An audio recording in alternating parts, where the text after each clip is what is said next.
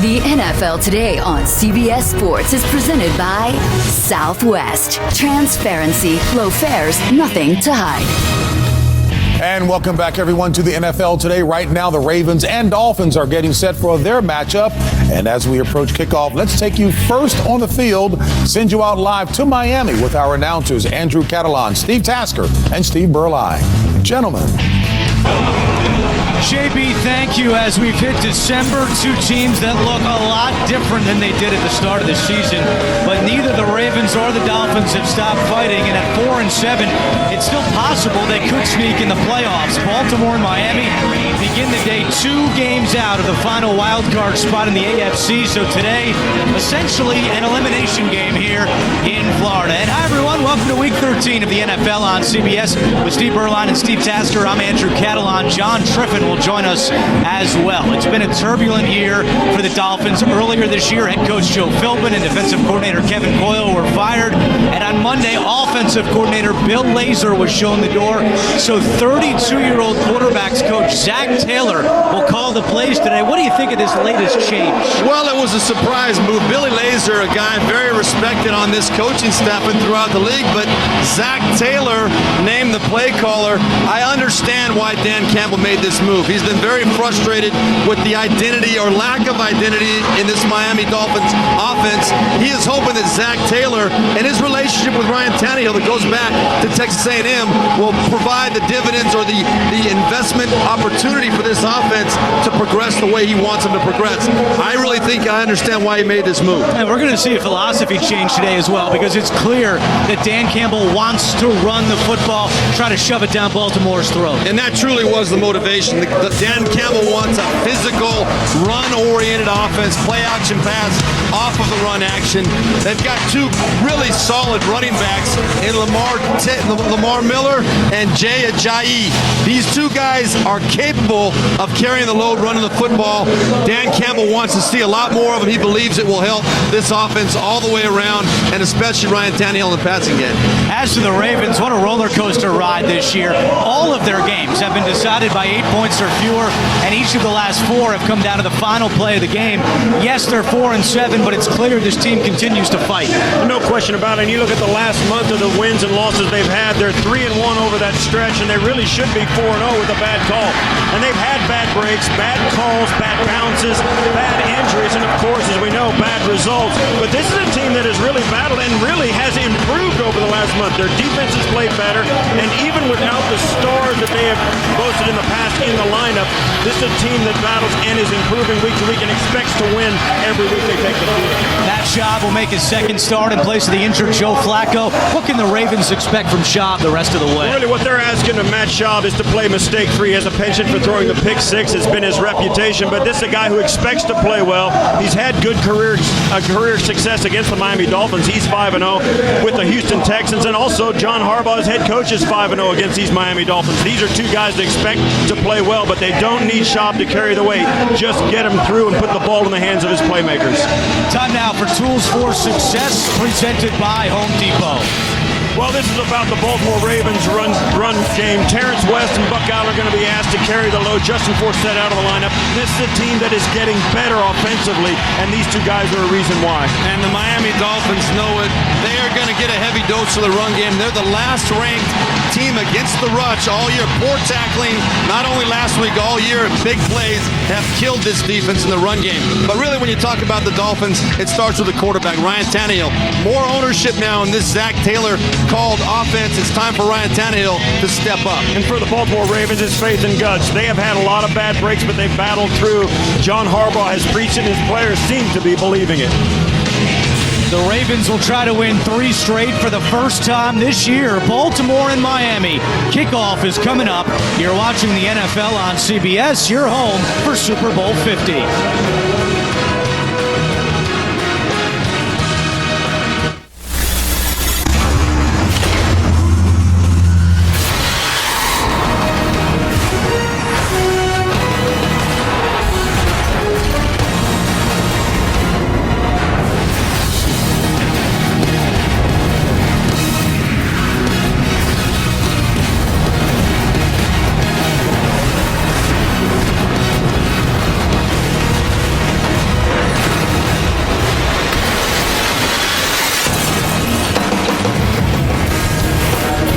Dolphins looking for their first win at home since Week 7 against Houston. It's 4-7 Baltimore, 4-7 Miami. And today's game is being broadcast in Spanish where available using the SAP button on your television.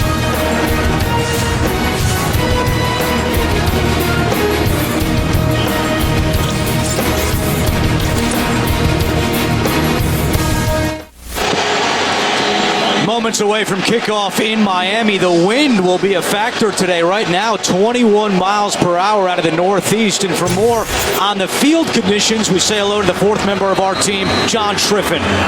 Andrew, thank you so much. Now, here in Miami, it has been raining all week. In fact, since we got here on Friday, this is the first time we've seen the sun come out. Now, because of all that water, this natural grass field is softer than it normally would be. I spoke to the ground crew before the game. They told me they rolled it to make it firmer.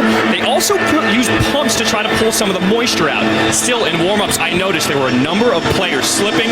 Also, this field is chewed up because both teams are trying to run the ball. The field could be an issue here today. Andrew? Thank you, John. We'll keep an eye on that. Baltimore won the toss. They have elected to defer, so Justin Tucker will kick off, and he leads the NFL with 51 touchbacks on the season. Damian Williams back deep, but it's been rare to see an opponent return a kick against Tucker. Just 5 all season. And already the wind playing a factor as the ball comes off the tee. Yeah, you know, it looks like a beautiful day here in South Florida, and truly it is beautiful when you're just looking at it from the perspective of outside. But, boy, the wind is going to be a factor. The field condition, especially in certain parts of the field, you know it's going to be a factor down the road.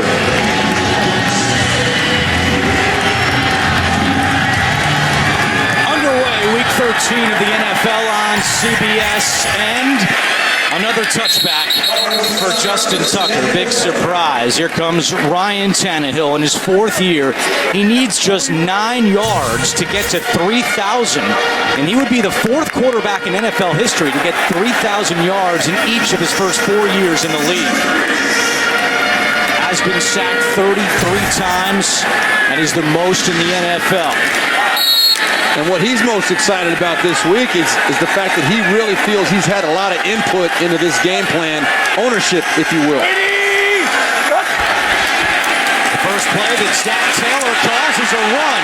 Big surprise there. Lamar Miller picks up 8 on the play. That's what Miami wants to do with this change. As we look at the starting lineups, Mike Pouncey was questionable with a foot injury. He does get the start at center for the Dolphins. And Rashard Matthews is out because of a rib injury, so the rookie, Devontae Parker, makes his first NFL start.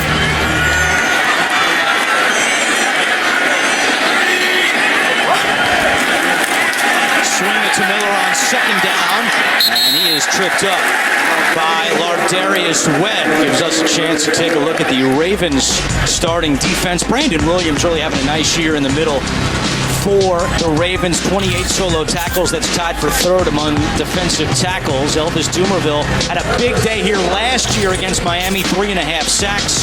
And Will Hill, of course, made the big play Monday night against the Browns. Yeah, the block kick return, scoop and score, the scoop 6. What a great play and an unlikely way for the Baltimore Ravens to win on Monday night. 3rd and 2, and Miller is tackled behind the line. So Miami with the play calling change this week. Zach Taylor for the fired Bill Lazor, 3 runs, but they don't pick up a first. Well, sometimes, you know, you get yourself so set in a mindset coming into a game, and Dan Campbell made it very clear. Zach Taylor, very clear they were going to come out and run the football. I think they were trying to make a statement to the Baltimore Ravens, but it sure looked like the Ravens were expecting straight-ahead run. Miami's 3rd down struggles continue. 2nd worst in the league. Only the Rams are worse. Miami at 27%. Kalen Clay is back deep to receive the punt from Matt Darr. Clay with a punt return touchdown on Monday night against the Browns. This one from his own 12. And Clay is tackled shy of the 30-yard line.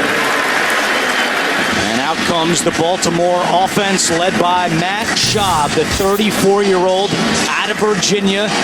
Got his first win as a starter last week since week 2 of the 2013 season against Tennessee. Yeah, and in the midst of a very difficult season, the one thing that's come out of Baltimore is they've been really pleasantly surprised with what they found out about the character of their roster. They have really banded together and continued to improve, as we said in the open. The problem is when you find that stuff out, you got to go through a lot of downs before you find out how full of character you are. Schaub has never lost to Miami, 5-0 in his career, and the Ravens start on the ground with Buck Allen getting his second start in his rookie year.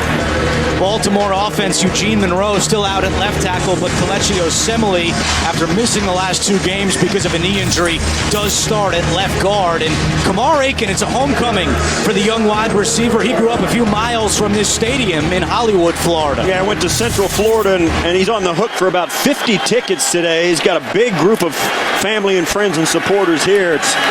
I know as a player, you always try to put that out of your mind, but 50 tickets is a big number. He said he let his wife handle all the ticket requests so he could focus on the game this week. Schaub to the air, and that pass is incomplete. He was looking for Chris Givens. It'll be 3rd down for Baltimore.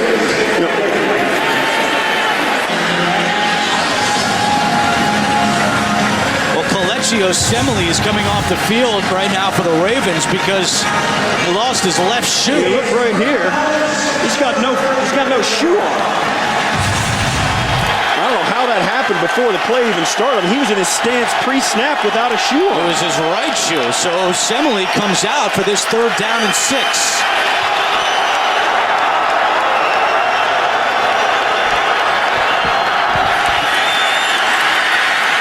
The pressure coming, fires, and it's broken up by Brent Grimes. He had a tough week last week going against Brandon Marshall, but there is a flag down back at the 20-yard line. Indications are it's against Baltimore. Holding. This will be declined.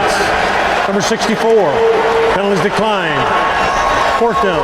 That's on the center, John Urschel. John Parry is our referee today. Another look at Osemele losing his shoe. He threw it. That was when he threw it right in the middle of the huddle. He was ready to go that play without it, but then thought better of it. And both teams go 3 and out with their first possession. Here's Sam Cook having a good year for Baltimore. This one's a low line drive that bounces at the 4, and Brent Grimes takes it out of the end zone. Grimes at the 15 and tackled right there at the 15-yard line.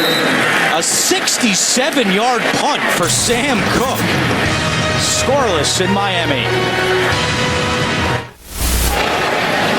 There's a lot going on in this last punt by the Ravens. They've had the best special teams in the NFL the last month. This hits Grimes. It looked like it was going to go into the end zone. He made the snap decision, had to pick it up, got it back to the 15-yard line, give him some breathing room. But the Baltimore Ravens special teams are a force that the Dolphins are going to have to contend with. Keep in mind, Grimes returning punts for just the 2nd time in his career. His first one was last week as Tannehill's pass is incomplete, looking for Lamar Miller. And you talk about how this offense has struggled, and Ryan Tannehill and Bill Lazor with calling the plays, but this is the difference from one year to the next. And you and I have talked about this at length, Steve Berline. You can't lay this on Ryan Tannehill's lap, but there are some things that we talked about that you can. And I think, there you see Zach Taylor, the new play caller, but Tannehill with some more ownership. Let's see if it makes a difference. Go back to Miller, who's been busy in this first quarter, and he gets close to the 20. Well, what are the things you can put on Tannehill's lap? One of the things that it's come out of here, he didn't have any freedom to change plays and no audible. And the staff was criticized by that. But if you're making $96 million as a quarterback, I go in and turn somebody's desk over and say, listen, if I'm the one getting beat up in the pocket, I want to say what plays we're running. And you're not calling the plays yourself in the previous regime. You're running the plays that are called, but still, your execution level has got to be very high, and I think that is room for improvement as well. 3rd down and 5. They run it up the middle with Miller. Has a hole, and he has has a first down. Last week, Lamar Miller had 5 carries for 2 yards. Today, already in this first quarter, he has 5 carries for 21 yards. Well, this is the second time we've seen Miami run the football on third down. Again, testament to the mentality Dan Campbell wants to establish in his team. All of this with the intention of setting up the play-action passing game where they can get some more explosive plays, get receivers open down the field for Ryan Tannehill. Play action. Tannehill chased out and just throws this one away. Yeah, and there you go. And that was set up very well by the run game, Tannehill. But the routes were all running to the left side of the offense. Tannehill rolls out, looks back that direction, and then gets chased out. And that play's snapped off as soon as Tannehill squares his shoulders up to throw it. Yeah, Billy Turner got beat off the ball. There was pressure. Tannehill couldn't really get down the field through his progression on that play. Lawrence Guy applied the pressure. 3 sacks this year for Guy, the 5th-year defensive end out of Arizona State. 2nd and 10. It's Miller trying to get to the outside. He does. Lamar Miller has a first down and more. Shoved out by Zach Orr. But a gain of 17 for Lamar Miller. Well, one of the things that Dan Campbell told us was that going to the perimeter against this Baltimore Ravens defense is the way to attack. You're beating your head against the wall trying to run up inside against one of the most physical defensive fronts in the NFL. There's a reason why they're ranked in the top 5 or 6 every year against the run. You got to beat them on the perimeter. Great job right there of sealing the edge for Lamar Miller to get outside. Lamar Miller has all 38 of Miami's yards so far on offense. Dan Campbell said he wants 25 runs minimum today. Well, they're well on their way, but a pass here, and it's incomplete. Tannehill was looking for Devontae Parker. Once again, Tannehill picks himself up after he throws that. That ball was out on time, but Tannehill ends up picking himself up, and you see Parker on the outside. They need Parker to step up. I mean, this is a guy that was first-round draft pick. It's time for him to assert himself as a factor in their passing game. You can see the field conditions there as well. Devontae Parker could not get out of his break very well, and that was the reason the throw was incomplete.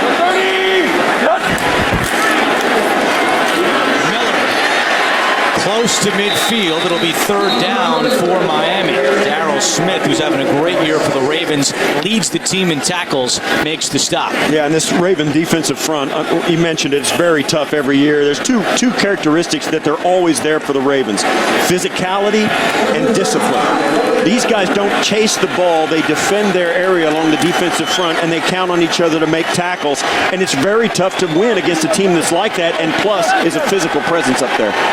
3rd down and 5. Damian Williams in at running back for Miami. Tannehill in the shotgun. Dumerville coming. Flag is down. Tannehill's pass is dropped. Incomplete. Jordan Cameron had it and lost it. Let's see what the flag is. Dumerville was coming hard off the edge for Baltimore.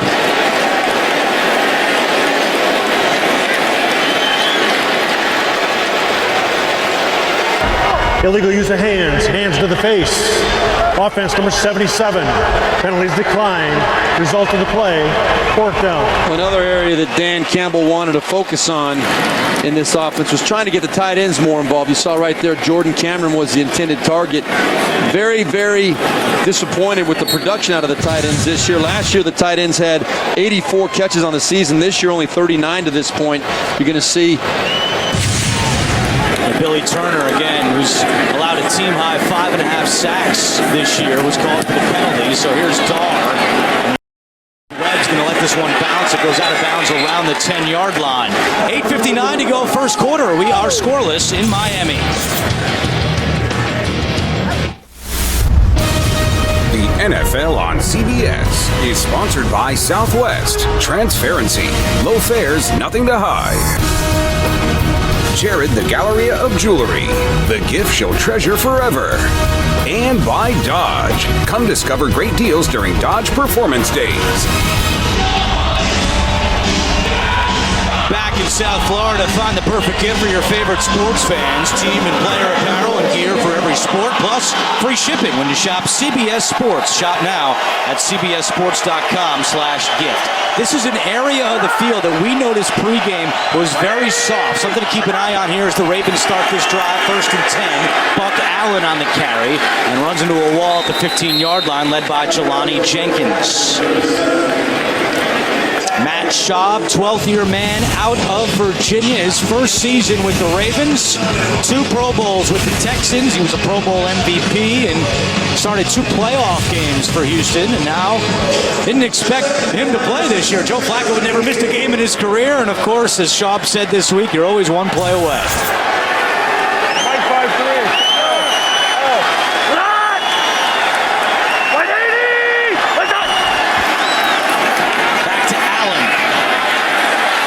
Up again by this Miami defense, and Ndamukong Suh, Koamisi converging on the rookie Allen. It's 3rd down.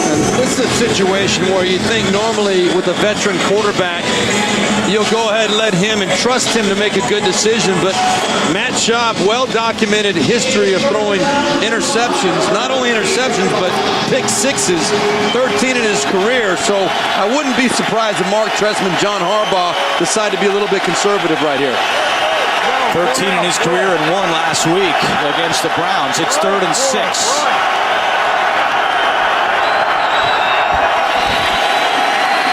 Job to Gilmore. Slips away from one tackle. Gilmore has the 1st down. Great play by Crockett Gilmore. He made a comment this week that he wrestled in high school, and he can feel opponents' leverage on his body when he's trying to shed a tackle. He knows when to go with the leverage or against the leverage. I think that came into play here as Gilmore was able to slip by one and get the 1st down. And one of the things that Steve Berline told us in the open, missed tackles, and there you see a great example of it. Jelani Jenkins just letting Gilmore spin out of that tackle and get the 1st down. Ravens without Max Williams today. He's out with a concussion. Shot back to the air, takes a shot, juggled, and caught by Kamar Aiken. A juggling grab by Aiken, and another 1st down for Baltimore. Well, Brent Grimes was in great position to make the play, and actually did make a great play on this football. You see right there, he's breaking out of as quickly as he sees Kamar Aiken make his plant step, and that was a 50-50 ball. Fortunately for Kamar Aiken, he kept his eyes on it, came right down into his lap. Ravens on the ground. It's Terrence West who spins away from Suh and is able to get a couple. You talk about this Dolphin defense. I mentioned a moment ago about the missed tackles. Also, that secondary. You talk about a guy who's had a couple of tough weeks. Brent Grimes, the corner, 2 weeks ago against Sammy Watkins, gave up a ton of yards. Last week in the Jets game against Brandon Marshall, gave up a ton of yards and some touchdowns. He's been under some fire still. They got to throw him out there. He's still their best defender in the secondary, and he's going to get tested, though. Most people are getting less and less afraid of the number 1 cornerback of the Dolphins. Right back to Aiken, makes the catch at the 46 and out of bounds at the 48. Another 1st down for Kamar Aiken, who played high school games in this stadium when he was at Chaminade Madonna High School. And that's Brent Grimes. You see here, there's the conditions there as Grimes tries to plant a break on that football, and it just gives way, and that's in a sloppy field. It always is the advantage of the offense. You see there's Aiken and his numbers. Those are going to go up, I think, as his career progresses. This is the guy they're counting on. And they've gone up significantly since the loss of Steve Smith Sr. 1st and 10 for Baltimore. Buck Allen back in the game. Schaub looking to take a deep shot. And that pass is caught by Daniel Brown.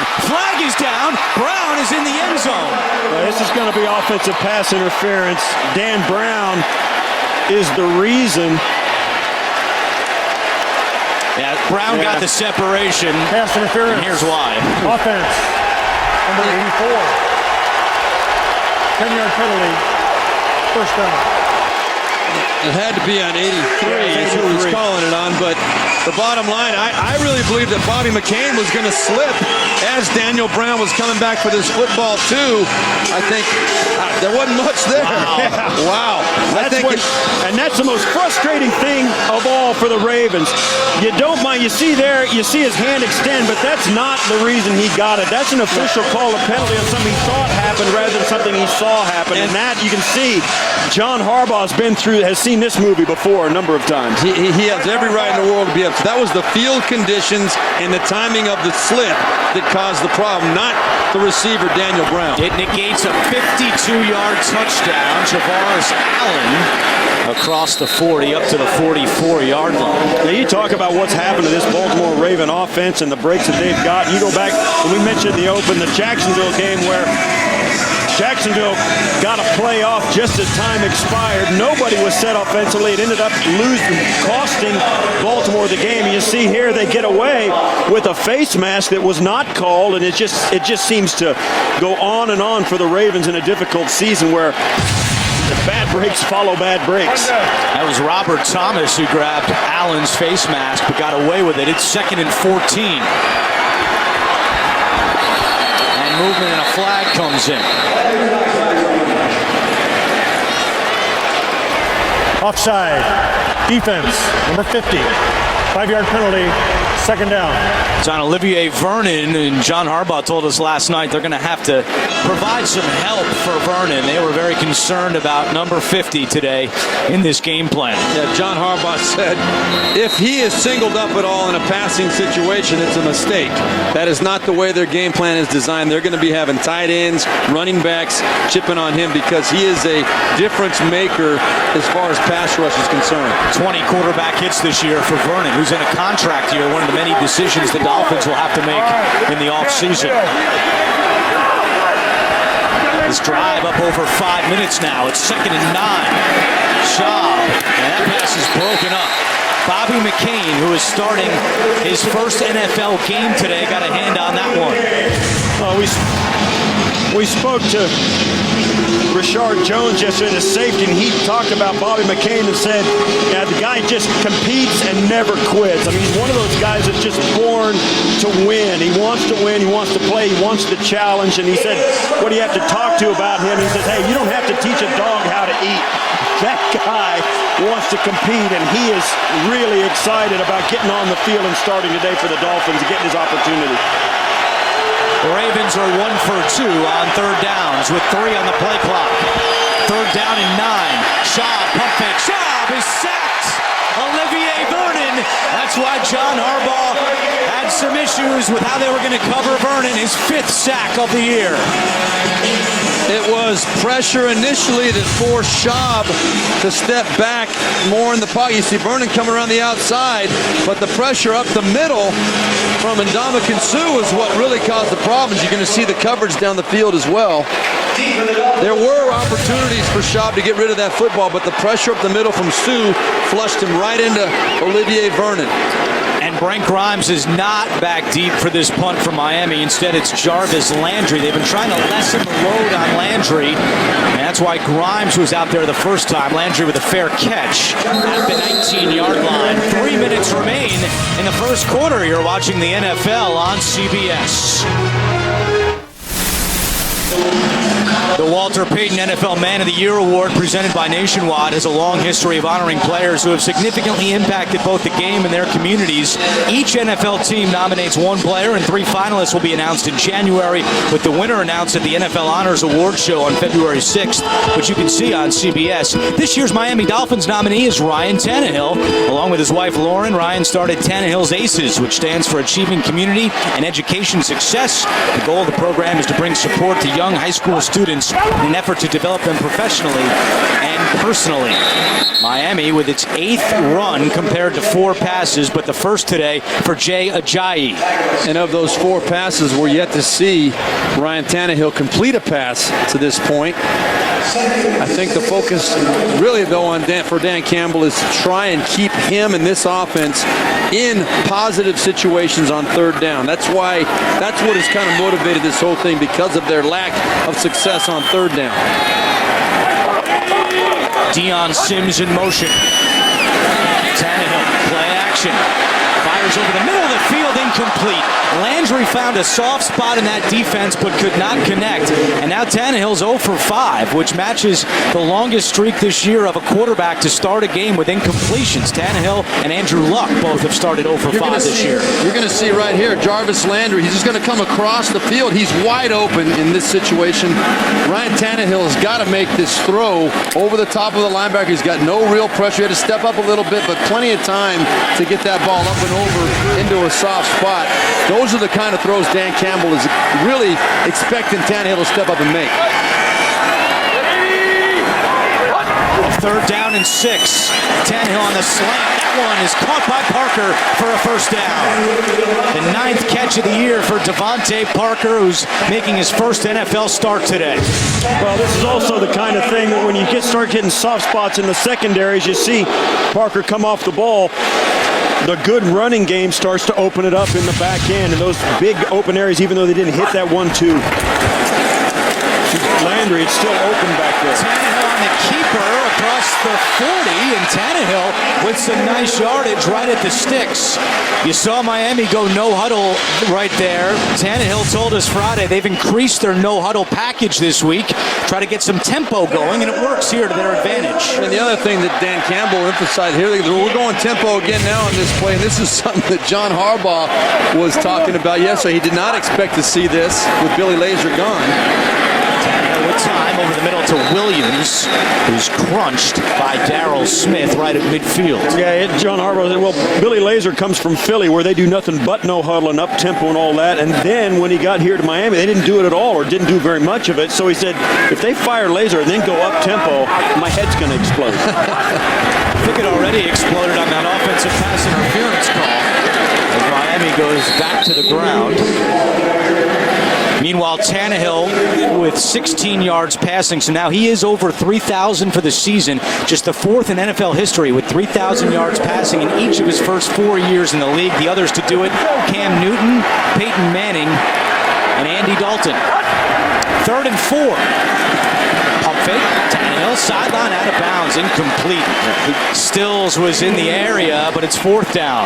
Yeah, he threw that one away. He had to pump, he pulled it down because he didn't like what he saw. But here are those quarterbacks. That's pretty good company right there. And it's not just active quarterbacks. This is NFL history. Only 4 have started their careers with 4 straight seasons of 3,000 yards passing. Well, that's a direct reflection on the rule changes in the NFL, which is why those numbers are getting so out of whack as we go year by year here.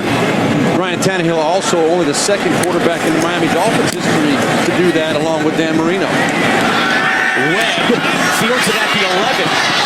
And he's tackled at the 17-yard line with 31 seconds to go in the first quarter. The NFL on CBS is sponsored by In the Heart of the Sea, in theaters December 11th. And by McDonald's, teaming up with the NFL like never before.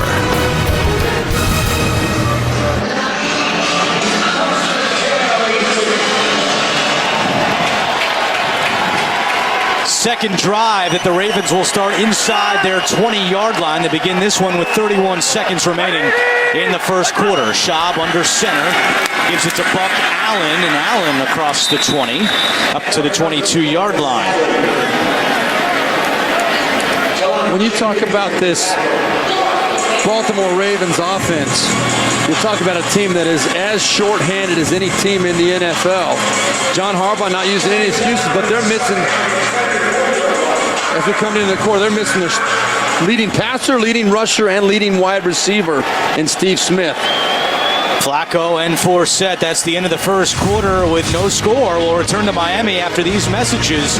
You're watching the NFL on CBS, home of Super Bowl 50.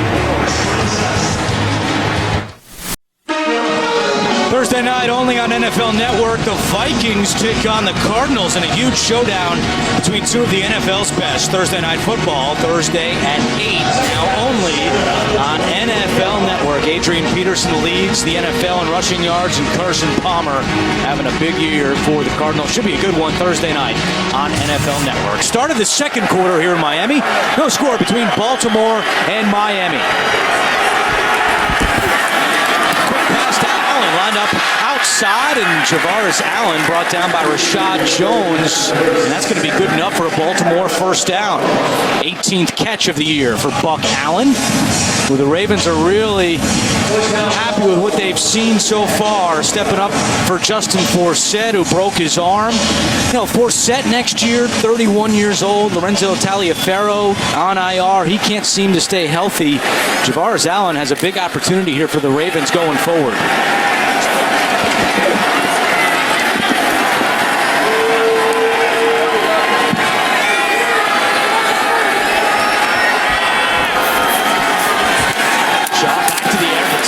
Boyle, who is crunched by Rashad Jones. Back to New York, an NFL Today update with JB and Boomer. Giants on the board. You know, JB, jet punter Ryan Quigley kicks the ball down the field inside the numbers as opposed to outside the numbers. This is Dwayne Harris. He is going to go 80 yards with a punt return. This was the first play of the second quarter. The Giants take the lead over the Jets, 7-3. That's what you call Steve Tasker kind of speed. Back to Andrew Catalan. Hey. Maybe 25 years ago. Yeah. I don't know about now. They haven't seen me lately. Schaub fires over the middle, and he's caught right at midfield. That is Jeremy Butler with a big play. It goes for 22 yards. Really nice job by Matt Schaub. There you see Butler in the slot, and Schaub anticipates his throw really well. There's a small hole in there. If you want to get that ball up and down in that hole, you got to have a lot of confidence in your receiver, and you got to have great accuracy to drop that ball in there. Matt Schaub right there knew what he wanted to do. Butler made the catch. Butler, one of 17 players on this Baltimore roster who was undrafted. Ozzie Newsome, the GM, has done a great job finding talent for this Ravens organization. As West with a big run to the 40. A gain of 8 for Terrence West in his second year out of Towson. Bounced around a little bit, drafted by the Browns, had a good rookie year for Cleveland, but Mike Pettin said they cut him loose because of maturity issues. Traded him to Tennessee, who cut him. Baltimore picked him up, put him on their practice squad, and now he's up. And West and Allen looked very good last week in the win over the Browns. Yeah, sometimes things click with different organizations, and thus far, West has been a really nice addition for the Ravens. Baltimore native, Northwestern High School. He stays in for 2nd and 2. Big block pickup by West. Schaub's pass is complete for a first down to Aiken. Kelvin Shepard, who's second on the team in tackles, adds to his total. Right now, this offense is looking exactly like the Baltimore Ravens want it to. Watch. West comes right up, steps underneath. Very nice block. Gives Schaub a chance to get that off with a clear field of vision as well. The defender has to go down on the cut block, and that gives Schaub a chance to really see what's going on. Great pickup by the back. On this drive, Schaub 4 for 4 for 35 yards.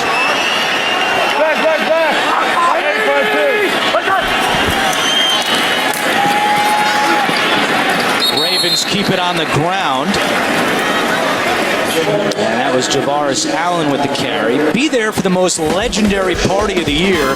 Carrie Underwood, Lady Gaga, Sam Smith, many more celebrate the 100th birthday of the one and only Sinatra. It's an all-star Grammy salute you don't want to miss tonight at 9/8 Central, only CBS.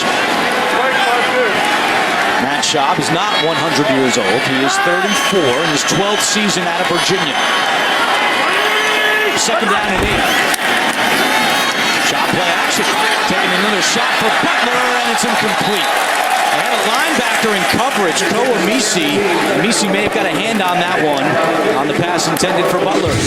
Yeah, Misi is a guy, you see him right here, is going to fall back, coming right down that sideline there. And he does not look back for this football, and it's just by the luck and by the body language of Butler that he knows he's supposed to put his arm up and actually got a piece of that play. 3rd down and 8 for the Ravens. 1 for 3 on 3rd downs in this opening half. Pressure coming. Flag is down, and Schaub just throws it down. He believes that Miami jumped. No foul for intentional grounding. Number 37 was in the vicinity. Quentin Coples had 37 wrapped up. Offside. Defense. Number 53. 5-yard penalty. Third down. That's Angelani Jenkins, a native of Olney, Maryland, two-time Maryland Gatorade High School Player of the Year. Right here, there's the offsides, but the play is actually made and broken off by Quentin Coples. This was going to be a screen pass that was going to have a chance. Of course, Jenkins being offsides made it a free play. So 3rd and 8 turns into 3rd and 3. Also, if Baltimore fails to get it, helps out Justin Tucker in terms of a field goal. They give it to Allen up the middle. Allen has the first down.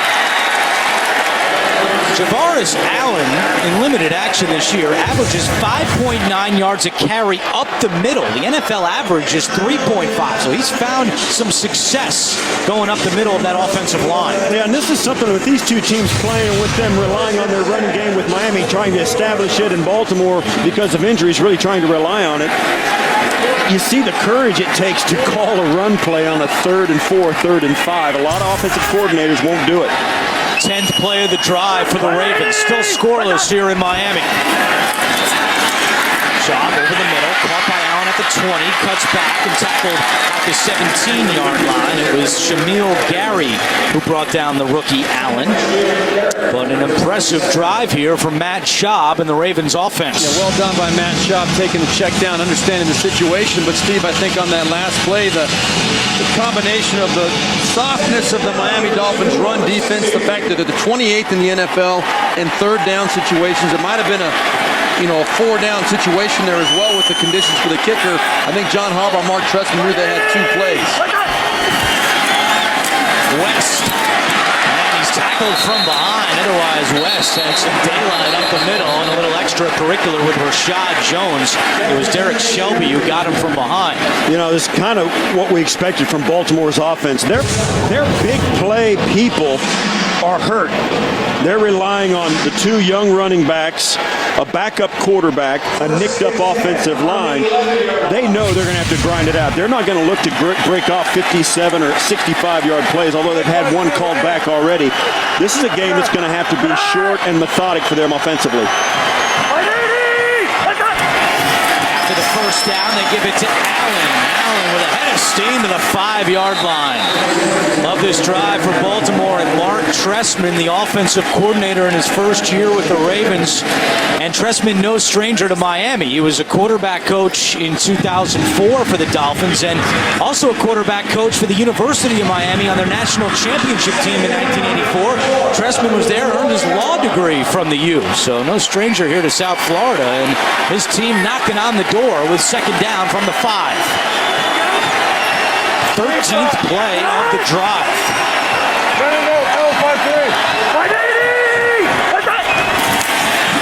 Allen again. And Allen stopped short of the goal line, but depending on the spot, may actually have a first down. Yeah, he had to get just inside the 2-yard line, probably to the 1.5-yard line in order to get the first down. Let's see if we can determine where that ball was. They may measure this. I mean, this is very close. It looks to me like it's a little bit short. Yeah, and the officials agree with you. They're not going to measure it. They've got it spotted just outside the right on the 2-yard line. I'll tell you what, I don't deviate. Hand it to him again. I agree 100%. Going to probably go off that left side again, I would imagine. 3rd down and short.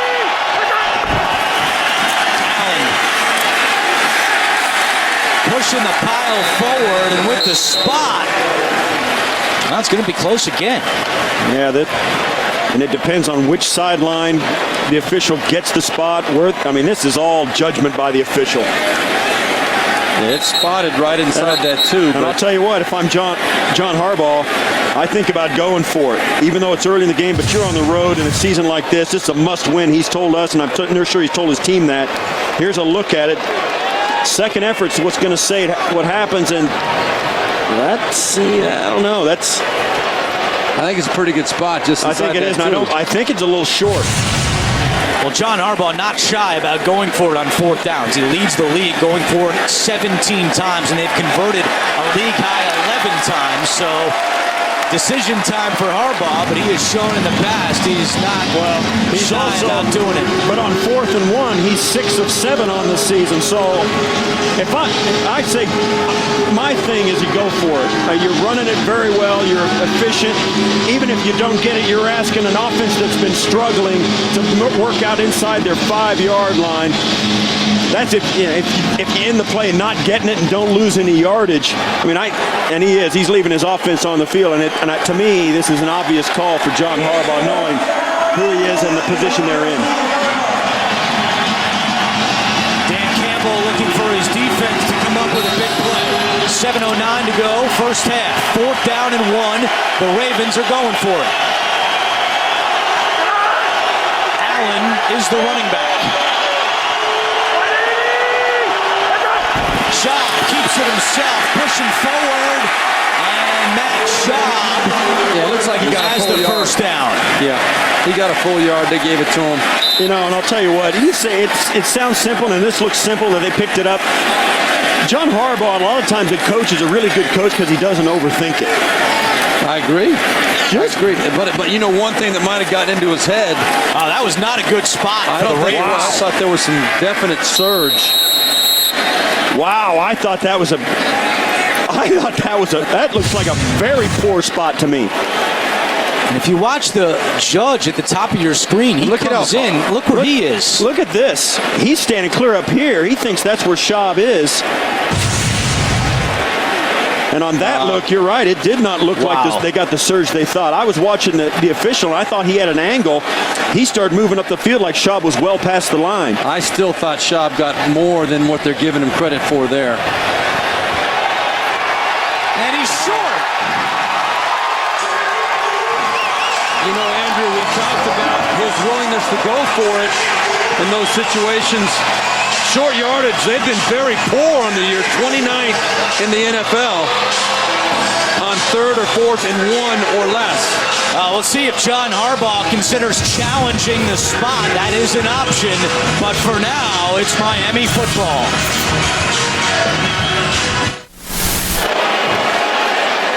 John Harbaugh is not going to challenge. Really no clear view to see where Schaub ended up.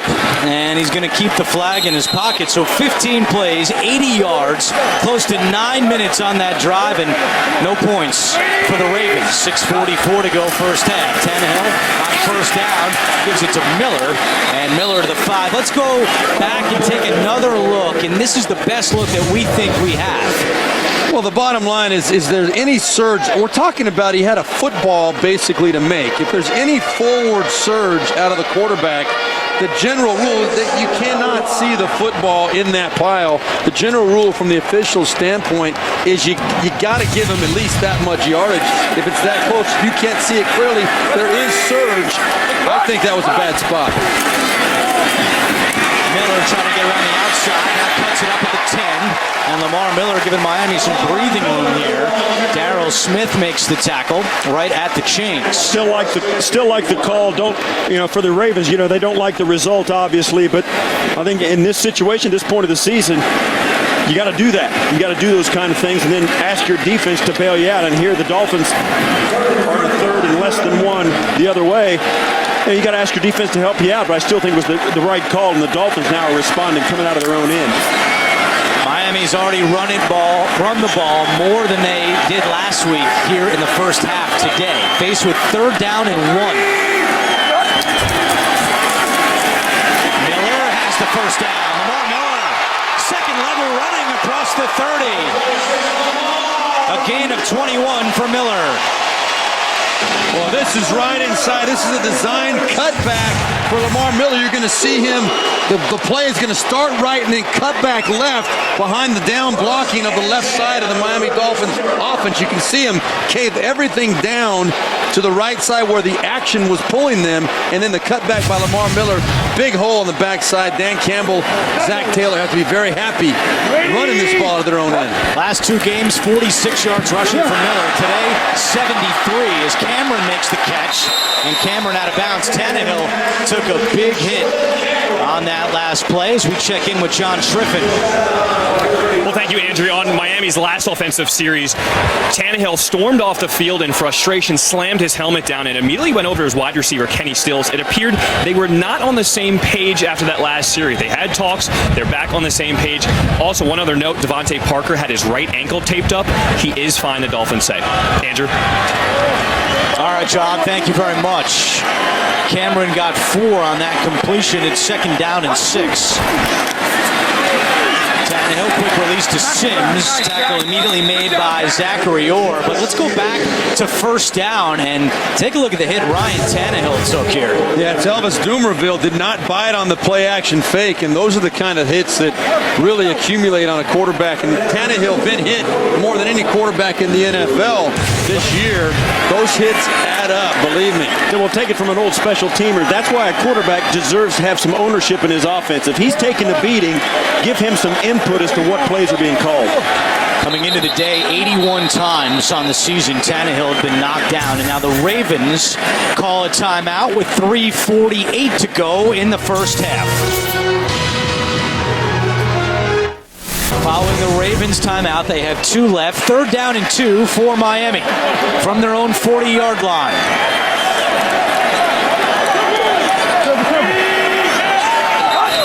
And some movement on the line, and 2 flags come in and a false start. Well, now they're indicating It's got to be Jordan Cameron. False start. Offense, number 84. Yep. 5-yard penalty.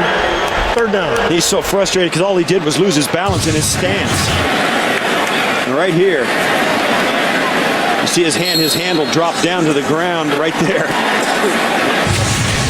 He flinched for sure, and he's mad at himself. So 3rd and 2 becomes 3rd down and 7 for a Miami team that has struggled all year on 3rd downs.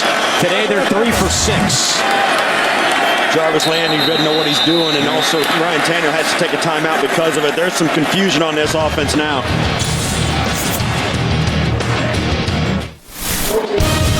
The NFL on CBS is sponsored by Macy's, Land Rover, Above and Beyond, and by PlayStation 4, the best place to play. So the Ravens call timeout. Now Miami has called timeout for this 3rd down and 7 play. 3:48 remains in the first half. No score between Baltimore and Miami.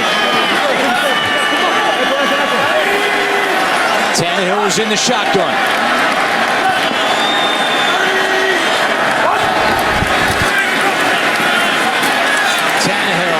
Is caught by Miller, but 3 yards short of a first down.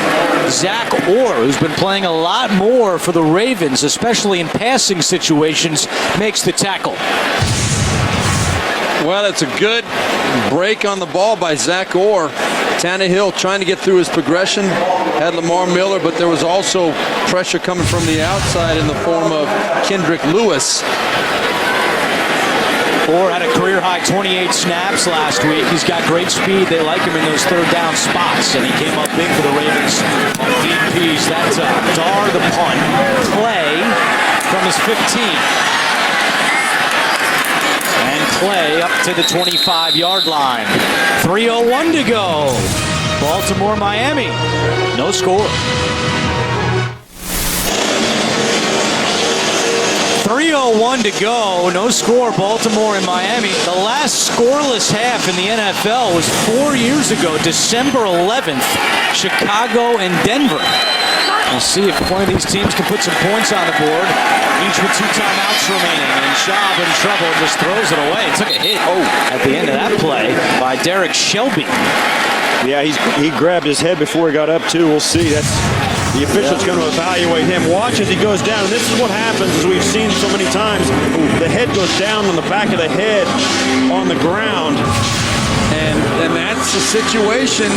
Now, what happened the in white St. hat, Louis. the official went straight to him and evaluated him. But that could be a call from upstairs if he wanted to as well. Jimmy Clausen is the backup quarterback, but this is just his 2nd game as the backup and is still learning this system. So Schaub able to stay in. 3 on the play clock. 2nd and 10.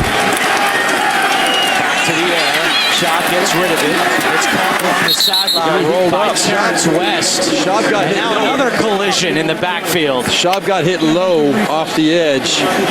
Schaub and Wagner. 2 plays in a row. Schaub has taken it. Watch as it comes off. Vernon comes off the backside and goes low. Gets rolled up on. It's obvious as to what could that possibly be. Earlier in the year, we had the Dolphins, and I'm drawing a blank as to which game it was. San Diego. San Diego game where Vernon came in low and did get called for a personal foul for coming in low on the quarterback. That was Tennessee against Marcus Mariota. And an injured Mariota. He missed a couple of games. 3rd down and 6. 2.5 to go. A whistle and a stoppage. And a timeout by the Ravens. 2:29 to go. 3rd and 6 when we come back.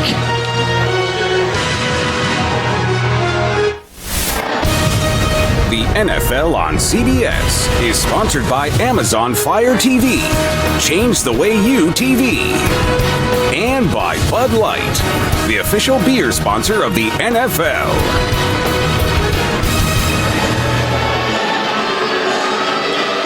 Coming up on the Verizon Halftime Report, JB, Tony, Bart, Boomer, Coach Cower, all the latest NFL scores and highlights, as well as a preview of Thursday Night Football on NFL Network. It's all coming up on the Verizon Halftime Report.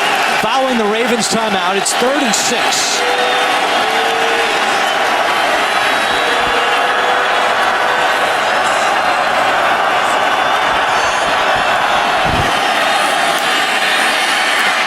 And that is caught by Boyle. What a grab by the rookie tight end out of Delaware.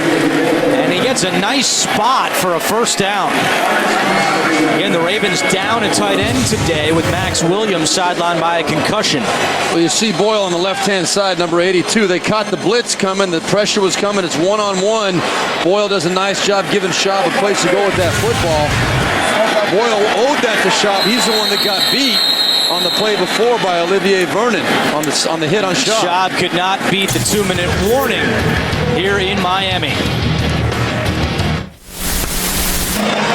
Game summary, Miami with 89 yards rushing in the first half. Last week for the game, they had 12 against the Jets. So certainly more of a commitment to the run today, but has not resulted in any points. No score, 2 minutes to go.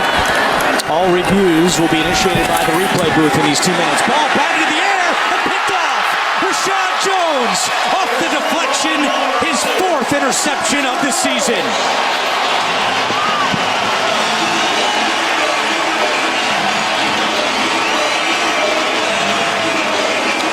Well, we spoke to him Friday, and he said he's playing the best football of his career, and, we all agreed. We've been watching him on tape, and he has really been, in this case, he's really Johnny on the spot. As you see, Jordan Phillips just tipped that ball up, and it's the worst-case scenario for the Ravens. Just a tip pass straight up in the air in the secondary, and there's just no Ravens there to defend it or to catch it. And Rashad Jones really has been eyeing the Pro Bowl. Is that a little hula dance? He's signaling Hawaii? I think so. He's been campaigning, and he's certainly got the numbers that warrant a Pro Bowl pick. 1st down and 10 for the Dolphins at the Baltimore 39. Tannehill play action. Has some time. Deep shot for Parker. Caught. Touchdown.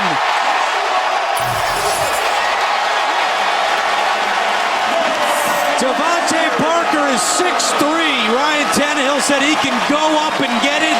He did it right there. Miami on the board. That is how you call plays.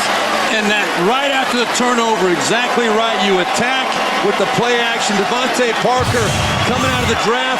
He was regarded at the top of your screen, right-hand side of your screen, regarded as one of the best, if not the best, as far as playing the ball at its high point. That is playing the ball at its high point right there. Super job by that young receiver to go up and get that ball, and very good on Ryan Tannehill to give him that opportunity. Love the play call from Zach Taylor as well.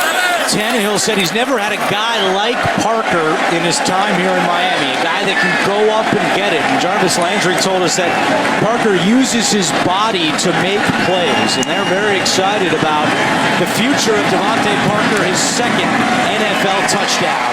extra point by Andrew Franks is good. And off the pick by Shaw, Miami puts 7 on the board.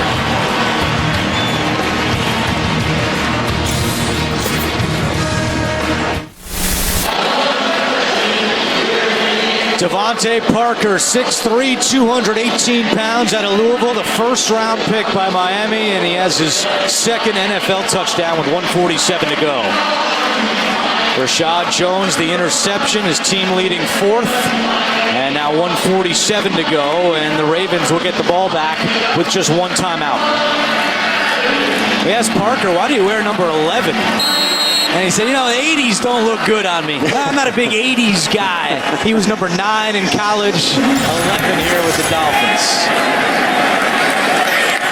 And a touchback for Andrew Franks. Let's go back to the Parker touchdown.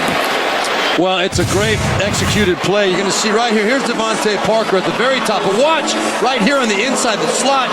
Going through the safety is the key because you're going to have Parker coming up on the post. Right there, there is no safety in the middle of the field because of the slot receiver holding that safety. It opens up the middle of the field. Tannehill sees it, puts the ball right on the money, and a great job going up and get it again by Devontae Parker. So Baltimore with the 1 timeout starts this drive at its own 20.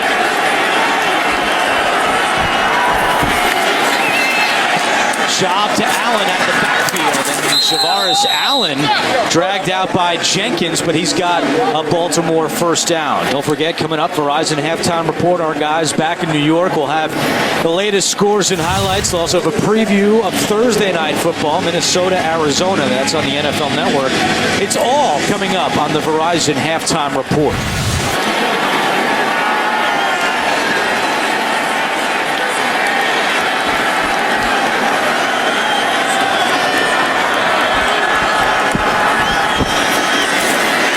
Job on first down, over the middle, caught again by Allen, trying to get out of bounds, and he does. Forced out by Bryce McCain.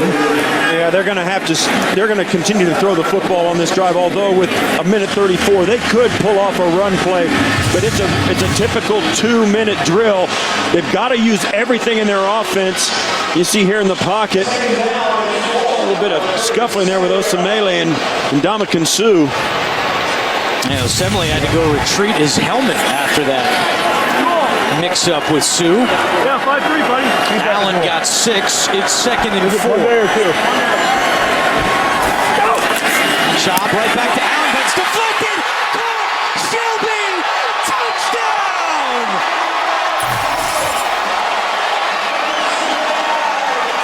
Another pick 6 for Matt Schaub.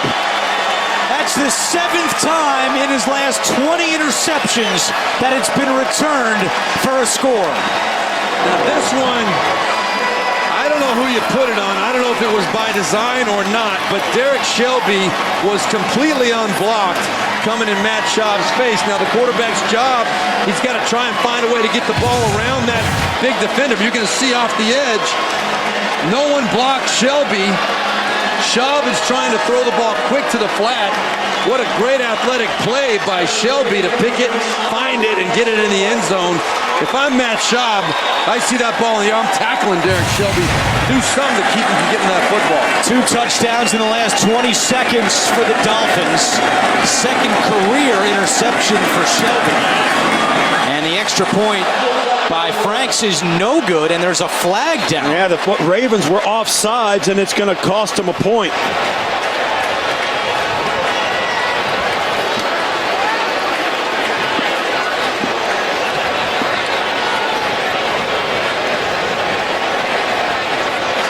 And I don't know what he's going to ask. Of course, they're going to take the penalty.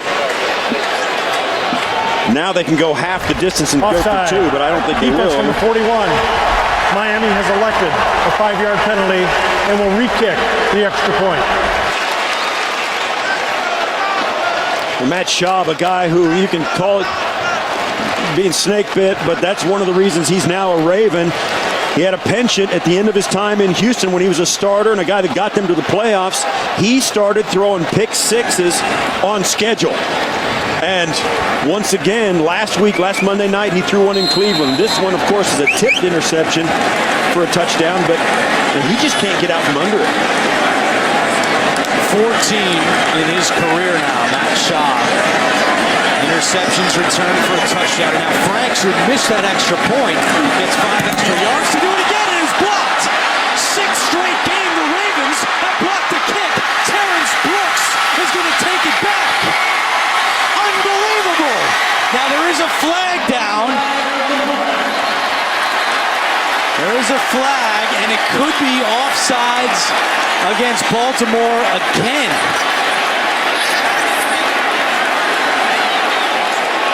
Now, if it's not against Baltimore, it would be 2 points. 2 points for the Baltimore Ravens. It would not be a touchdown, obviously, because that was an extra point. I don't know where the flag was thrown, but there's a flag on the. Well, it looked like there was movement on the interior of the line. Offside. Defense, number 93. Miami has elected the penalty be enforced from the 2-yard line to the 1-yard line, and they will go for 2. Now they're going to go for 2. They called it on Lawrence Guy. Right in the middle of the screen. Right in here. There it is. You can't miss it. I mean, that's. And he almost. And he. Well, that's the reason blocked it. Yeah, and that's. So now, because of the penalty, Miami has the ball at the 1, and they're going to go for 2. This year, the Dolphins are 1 for 1 on their 2-point attempts. It was Landry who scored the 2-pointer. He's lined up in the slot at the top of your screen. Now Landry in motion. Ajayi takes it in. So the penalties, remember, the initial extra point was missed, then blocked, but 2 penalties, and Miami actually gains a point out of the whole thing. Actually 2 points because the initial one was blocked. What a wild sequence. And it's now 15-0 in favor of the Dolphins. That's the longest extra point attempt I've ever witnessed. And this is just a great play call as well, and it's a walk-in. Ajayi just walks in, and that's a team that's already been called for 2 penalties. And you can see John Harbaugh. He is not happy. And he can't argue the offsides by Guy. There's no way to argue that. But the penalty initially is probably what he's arguing. Well, I tell you what, he's arguing the whole season of all of this stuff going on. He's up to his eyeballs in bad calls throughout the 2015 season, and it's starting to boil over in a game on the road where his team, while wasn't mathematically eliminated, still had some hope and some things to play for. And he's had 7 points taken off the board for his own team already today. So it's hard to blame him for being that frustrated.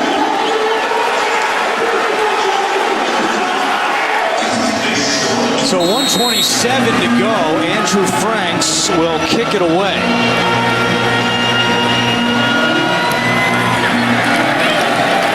And another touchback for the rookie out of RPI.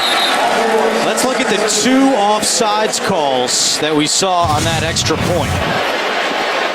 Here's the first one that led to them getting it 10 yards closer. This extra point attempt, as you remember, was missed.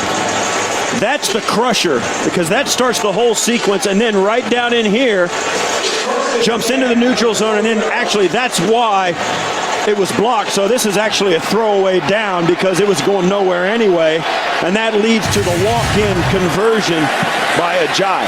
Schaub has 2 interceptions in his last 4 attempts. You wonder how the Ravens will play it here with 1:27 to go. Well, here's what they're going to do. They're going to take a deep shot down the field, and it's caught by Butler. No, check it. It's Chris Givens on the catch.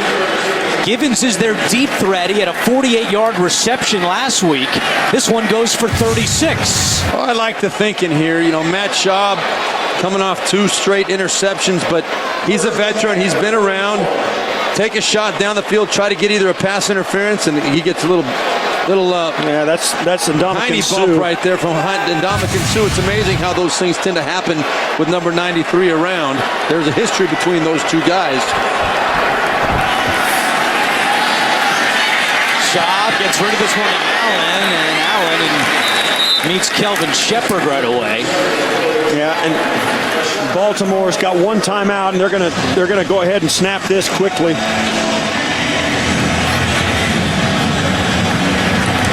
Only one timeout. Ravens hustle to the line inside 1 minute to go. Shot again looking for Givens, and it's caught at the 20. Picking on the rookie corner, Bobby McCain, and Baltimore's in field goal range. Well, Steve Berline mentioned it, the history between Schaub and Sue. 2012, when Schaub was with the Texans, gets kicked by Sue. Yeah, and Dominican Sue is forever explaining why things like that are happening around him. He says just playing football, and that, you know, both those things are extracurricular to me. Yeah, it's unnecessary. Is it a big deal? No, but it's unnecessary. Right. So 1st and 10 from the 20. Shot to Aiken, and it's broken up. That was a little behind Aiken, and that allowed Bryce McCain to get a hand on it. Well, this is Matt Schaub's chance right here. I mean, you got to make this throw if you're Matt Schaub, and he knows it. It's simply coming across. Here's Aiken just coming across the. Oh, excuse me on that. He's coming straight across the field right there over the top. He's got separation, man-to-man coverage. He has all that space at the top of the picture to throw that ball out in front of Aiken. And you got to make those plays when you're presented with the opportunity. Can you make that ooh noise again? Ooh, yeah. I scared myself with that double circle. 2nd and 10. Schaub again behind Aiken. Yeah, and this is right now, as good as Schaub looked early in this drive, you've seen a couple of these last throws. Now he's starting to feel the pressure. The Dolphins are getting pressure with just a 4-man rush. They're dropping 7 guys into coverage.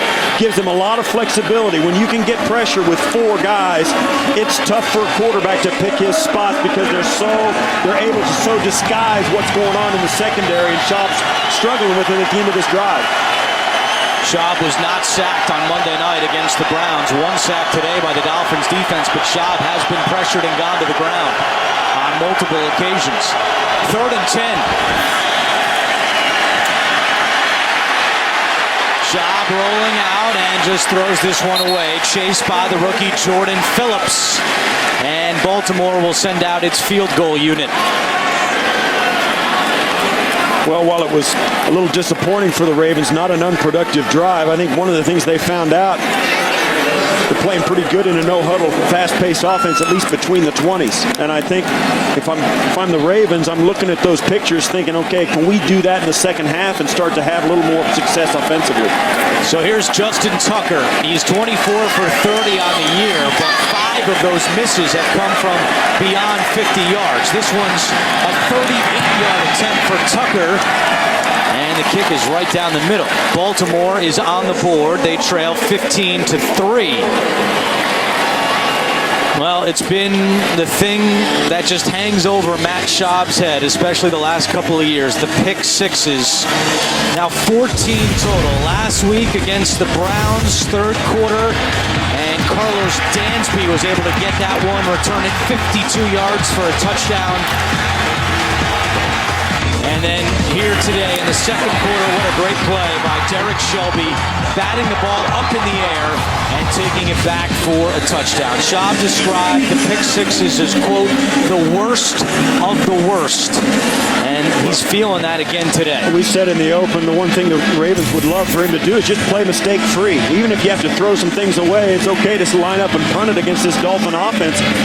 But when you get 2 tipped interceptions, 1 for a 6, that's not mistake-free. No, but who do you blame on that? It was either a philosophical issue by not having the defensive end blocked on that play, or if it's Schaub's responsibility to get that thing right. I agree. He cannot make the bad play, but that's also a little bit of bad luck on both those tip balls. I'm a quarterback too, so I'm biased. I'm going to call you on it too. Damian Williams on the return gets to the 20, and then Albert McClellan, who's having a great season special teams-wise for the Ravens, makes the tackle. Tomorrow, don't miss The Late Show with Stephen Colbert as Stephen reunites with Steve Carell, plus Jennifer Hudson. All new tomorrow, only CBS. So Miami from the 21-yard line and 2 timeouts. How do you play this if you're the Dolphins? I I think you go. Yeah, I think you might take some chances early, but if you have some success, go for it. If not, let the clock run out. You got to lead. But I think at this point, just run your offense and hand it off. Run it out. Yeah, hope if you pop a big run, then you get up and try and get in field goal range. But this is the right call. Just run the clock out. Ajayi on the carry. The Ravens will get the football to start the second half. Well, for the first time in 5 weeks, the Dolphins going to halftime not down by double digits, but up by double digits.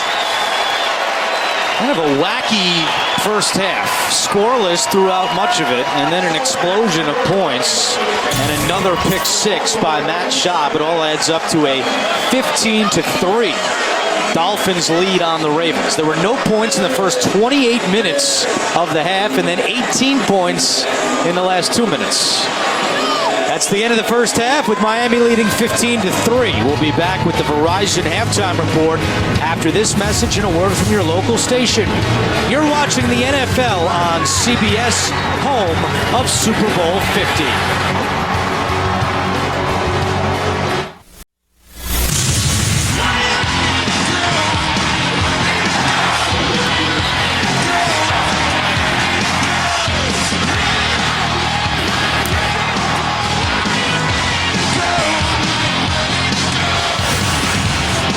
Start the third quarter in Miami. The Dolphins have a 15-3 lead on the Ravens. Back in the booth with Steve Bernline and Steve Tasker. I'm Andrew Cattleman. What a wacky first half that was. For a while, it looked like we might have the first scoreless first half in 4 years, and then all of a sudden, an offensive explosion, but also a defensive explosion. And once again, the pick six following around Matt Schaub. Yeah, Matt Schaub, I really don't have an answer for what the problem is. You almost think he is trying to do this, but I know for a fact he's not, obviously. But in order for that to happen as often as it has happened, it is unbelievable bad luck, coincidence, bad decisions on his part in certain situations. I think today that pick six was just an unfortunate sequence of events for him. Really big for Miami. All right, so Baltimore down 15-3. Steve Tasker, what adjustments should the Ravens make here in the second half? Well, offensively, they don't have to adjust too much. I would go a little more up-tempo, but they can still stay with the run game. This is a defense that played very well. I mean, one of the touchdowns they gave up was not their fault. It was an offensive touchdown that was given up by their defense, or by their offense, so they're playing very good defensive football. Offensively, they had a lot of success at the end of the half going up-tempo. I think we might see that a little more of that. And if you're Miami, the game plan is working very well. You're running the ball very effectively. I think Baltimore's going to come out, try and shut down the run. They're going to get some opportunities, Miami is, to get some shots up the field off of play action. That's what they need to do. Follow your favorite team all season long. Go to iTunes.com/NFL. Ravens will get the ball to start this second half. Both teams 4-7, beginning the day 2 games out of the final wild card spot in the AFC. Mostert on the return, and the former Dolphin gets across the 20 to the 22-yard line. Let's check in with John Schriffen. Well, thanks, Andrew. I spoke to Miami Dolphins head coach Dan Campbell, and he is really excited about the way his defense has played. He is happy with not just the pick six, but he really thinks that fourth down stand inside the red zone got this team fired up. He wants to see some more consistency from his offense, especially on third down conversions. Guys? Hey, nailed it, John. That was a huge play by the goal line, and third downs continue to be an issue for Miami. 3 of 7 in that first half. 5-2.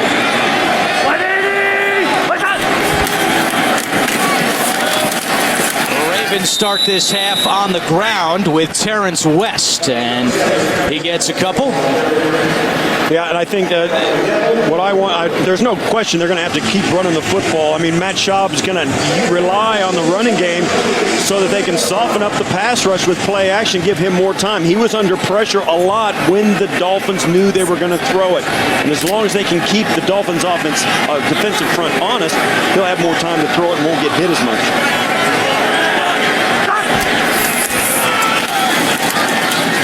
West Once again, spinning away and right at the sticks. We'll see where they spot it. Shepard makes the tackle. Now look at the rushing yards for Baltimore, 49 yards. Remember, Miami has the worst run defense in the NFL. You think maybe there'll be some more opportunities for Baltimore in that second half today?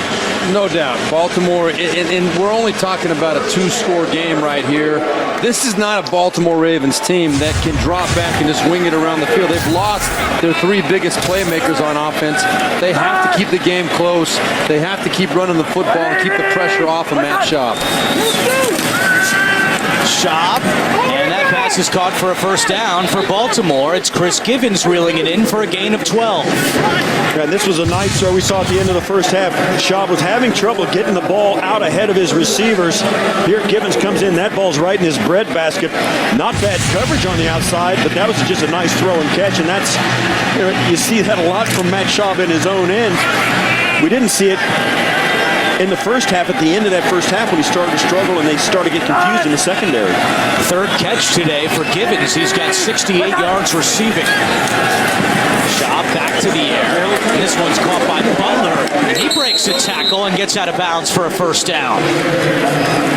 Forced out by Misi after a 12-yard pickup. Well, Brent Grimes is not a very big defensive back, number 21 right there, but Butler makes him look like a little gnat, the way he just kind of knocked him out of bounds there, muscled him out. You don't see that happen very often to anybody at this level, and Brent Grimes is a tough guy, especially pound for pound.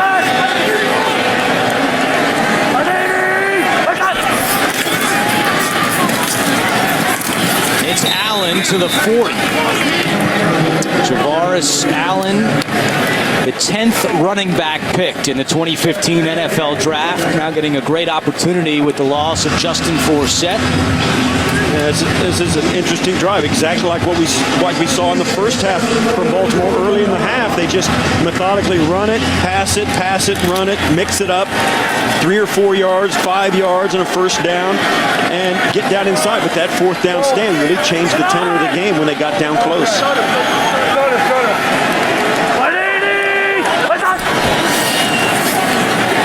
Schaub gets rid of it to Allen. He makes the catch and some room to run. Allen still going. Javaris Allen cuts back and takes it in. What a play by the rookie Allen. You got to give credit to Matt Schaub on this play, too. He was under heavy pressure coming out of the bootleg. 2 people coming in his face. Well, here comes the pressure from up top. 2 guys coming through, and that was by design. Schaub watches Allen slip right through the pressure and just lofts it up into the secondary, up into the flat, and Allen goes in, and it's just instinct. We spoke to Allen yesterday. What a wise young man he is, far beyond his years. Very impressive to sit and talk with this young running back. And no doubt about that. He gave the commencement speech at USC in the spring, and on his phone last night, he read to us the commencement speech, all about opportunity and making the most of them. Well, he does it right here, finding the end zone for the second straight week. Javaris Allen puts the Ravens within 5. It's 15-10 after a 6-play, 78-yard drive. Only took over 3 minutes. And for the second straight week, a receiving touchdown for Javaris Allen. Grew up in Tallahassee, but as he told us last night during our fascinating chat with him, he didn't want to go to Florida State. He wanted to get far away, and his grandma, who raised him, encouraged him to go out on his own and start a new life and be his own man. And he went across the country to USC and now getting a big shot in the NFL.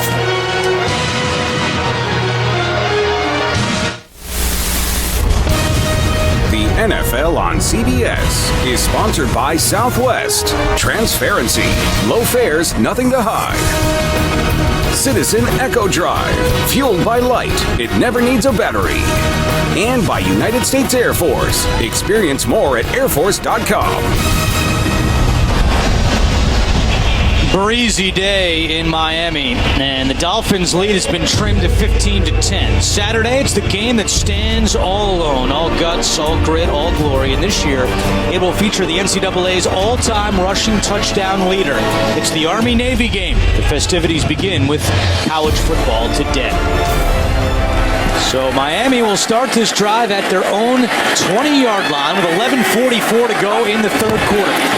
Tannehill quick pass to Landry, trying to get him in some space, and not much doing as Will Hill closed quickly to make that tackle. We spoke to John Harbaugh yesterday about the Dolphins' offense, obviously, and he said, you got to watch wherever Landry is. They use him so many different ways. He's such a dangerous guy with the ball in his hands that the Dolphins have devised all kinds of different ways to get him the football. So his alignment, where he lines up, how he motions is key to what the Ravens are doing defensively on that. That showed it right there in their ability to stop that play. First catch today for Jarvis Landry. They go to the ground with Miller. He's trying to get to the outside, chased by Lewis and forced out by Lewis. It'll be third down. And the Dolphins this year have averaged third and 8.4. That's the longest distance needed on third down in the NFL. That was a focal point this week. Zach Taylor told especially his running backs, get me one more yard. Get us a little closer. Well, here, big third down in this third quarter, it's 3rd and 9. Well, there's no coincidence that because they're averaging the longest third and 3rd and 8+ to go, they are the worst third down team in the NFL coming into this ballgame.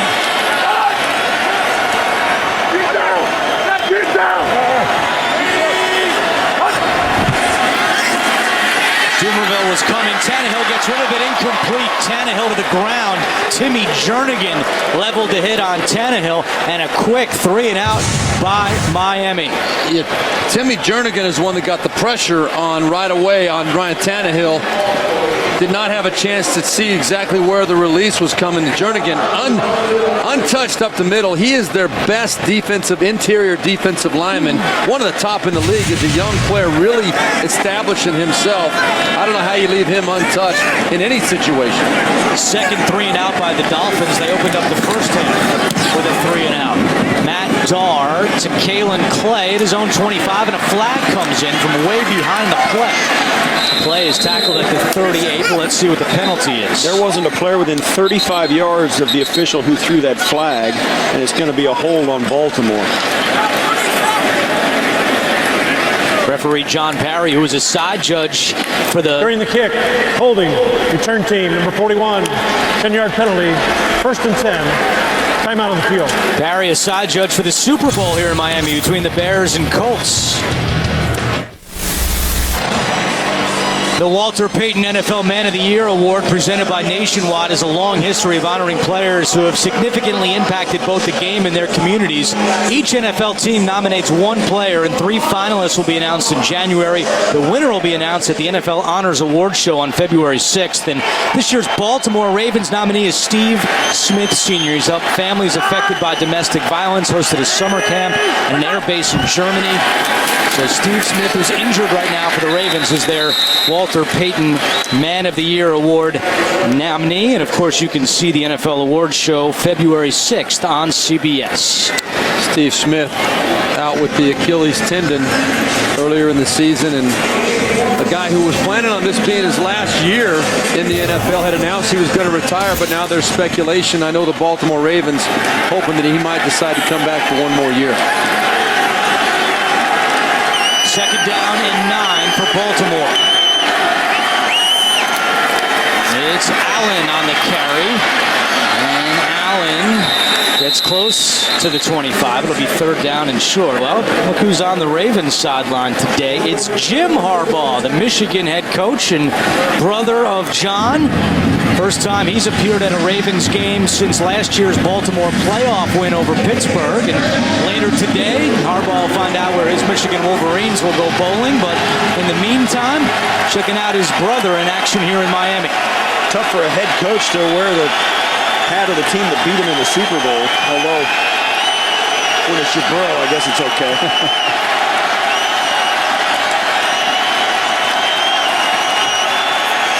On 3rd and 2. Schaub in trouble, and Schaub goes down.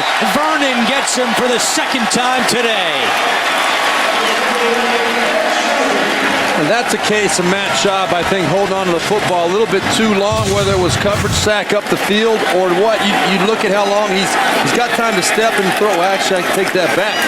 On the other side, it was Derek Shelby who drove Rick Wagner right back into his lap, and that affected the opportunity to throw that football. Once again, Olivier Vernon coming in low. We saw it earlier. It almost caused an injury to Matt Schaub earlier in the ball game. That's something that he's kind of become known for a little bit.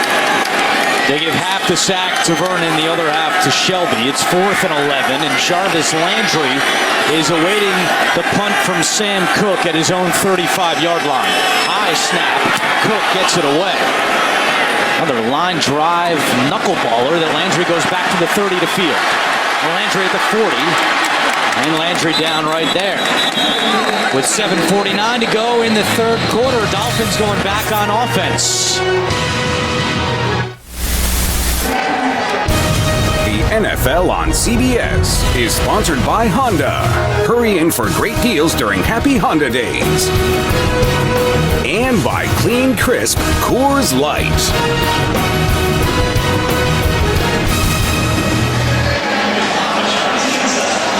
NFL fans, order your holiday gifts from NFLShop.com today and save 20% at the official store of the NFL, NFLShop.com.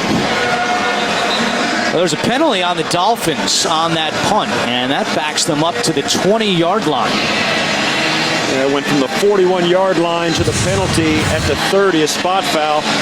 A legal block above the waist against Tony Lippett. Right there. Turns into a 21-yard penalty. So Miami will begin this drive at the 20. It's Miller. Miller to the outside. Miller cuts it up at the 30. And tackle from behind by C.J. Mosley, but not before Miller gets a first down with a 13-yard run. Yeah, Mosley thought he got held on the inside coming out. You'll see it coming right there. He's going to try, right here, he's tried to get out of that, and he couldn't. He tried to turn his shoulders and run. Right there on your screen, 57, he turns and gets pulled on that left shoulder and can't turn his hips to get out there, and he was unhappy about it.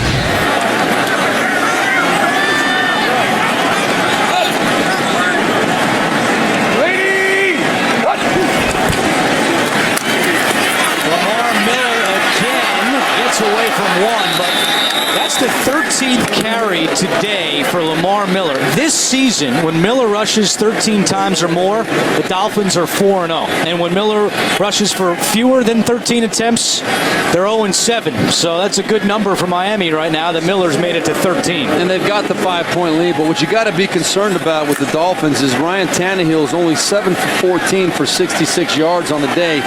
Baltimore is really focused on shutting down the run game right now. They've got to start making some plays in the pass game.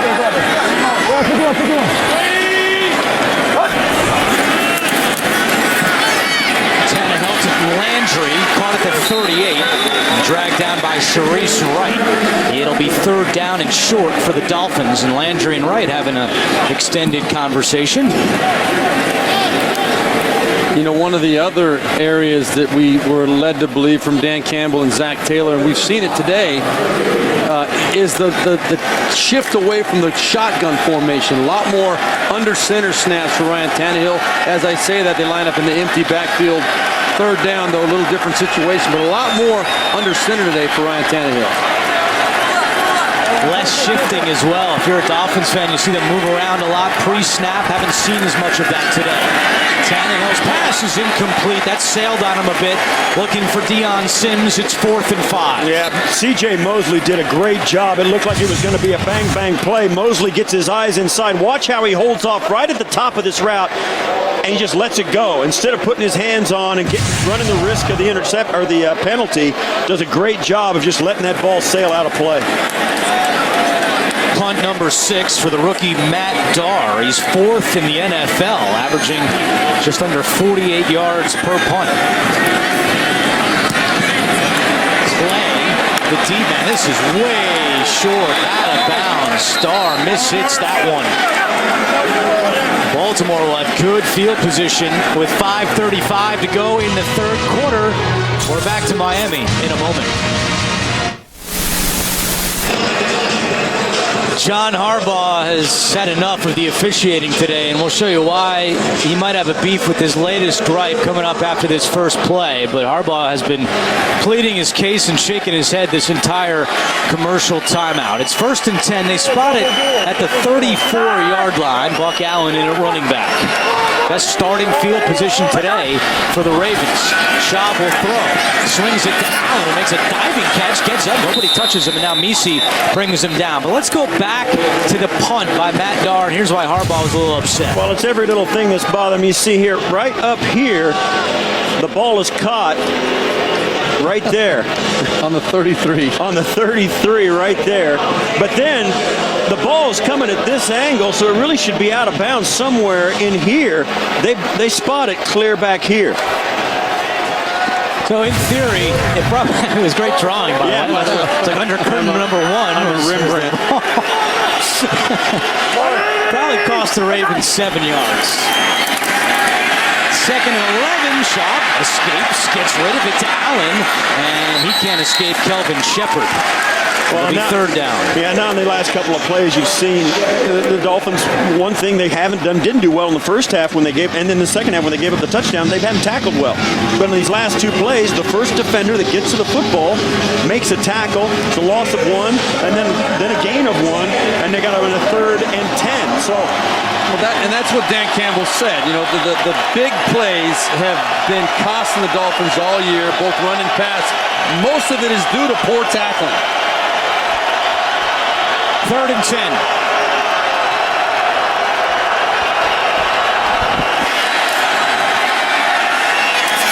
Allen makes the catch, but he's immediately tackled by Shepard again. And that's going to be about 3 yards shy of a 1st down. Kelvin Shepard, Dan Campbell told us, has really emerged as a leader on this Miami defense. And he's playing some of his best football of the season, coming off a team-high 9 tackles last week. Well, that was a super nice play by Shepard. He was isolated one-on-one on Buck Allen. That's the place that Matt Schaub has to go with the football versus that coverage. And Shepard showed that he was up to the task.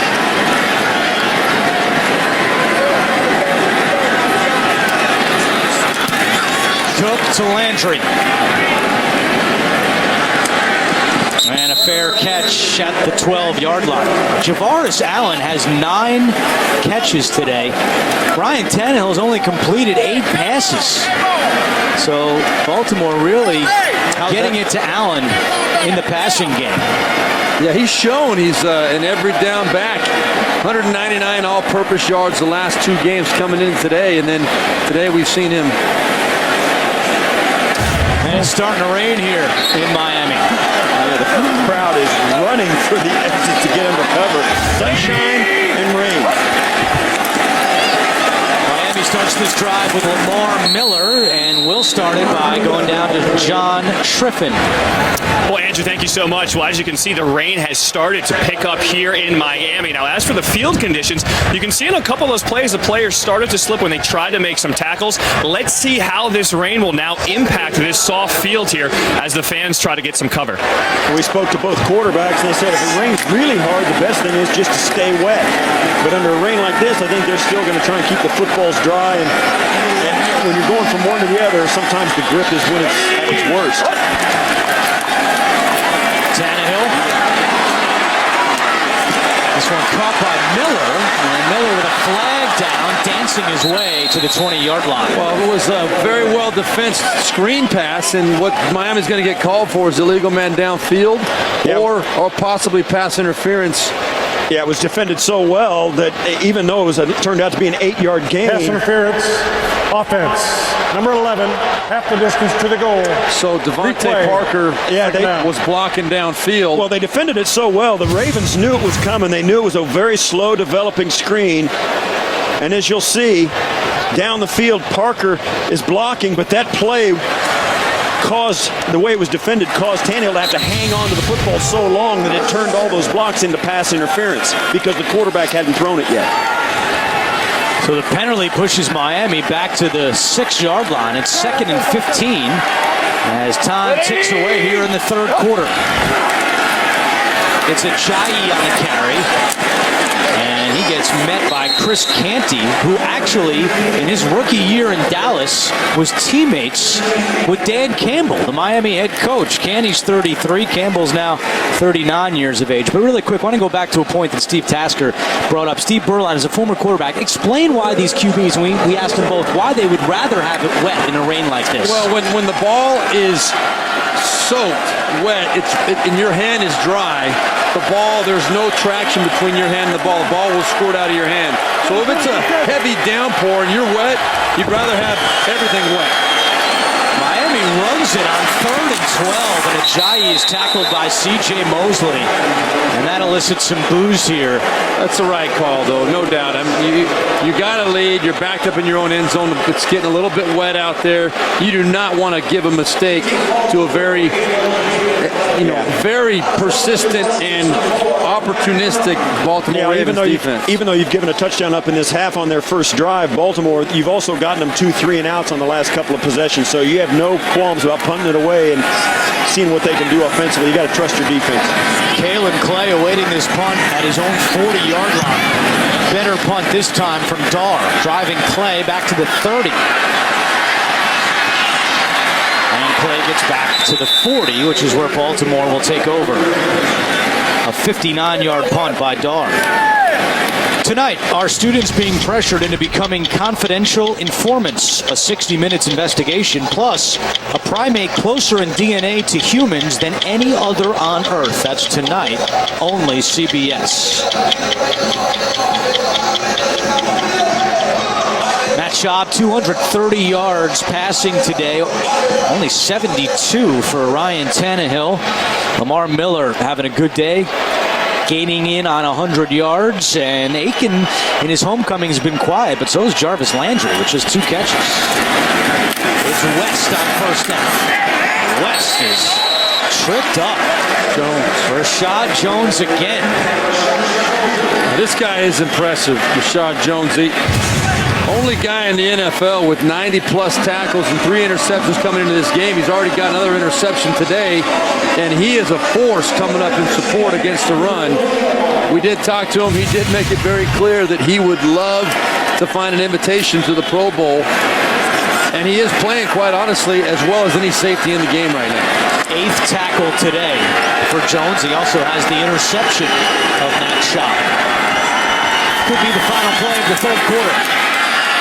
Schaub to Boyle, and Boyle to the 46, and that is the end of the 3rd quarter with Miami leading 15-10.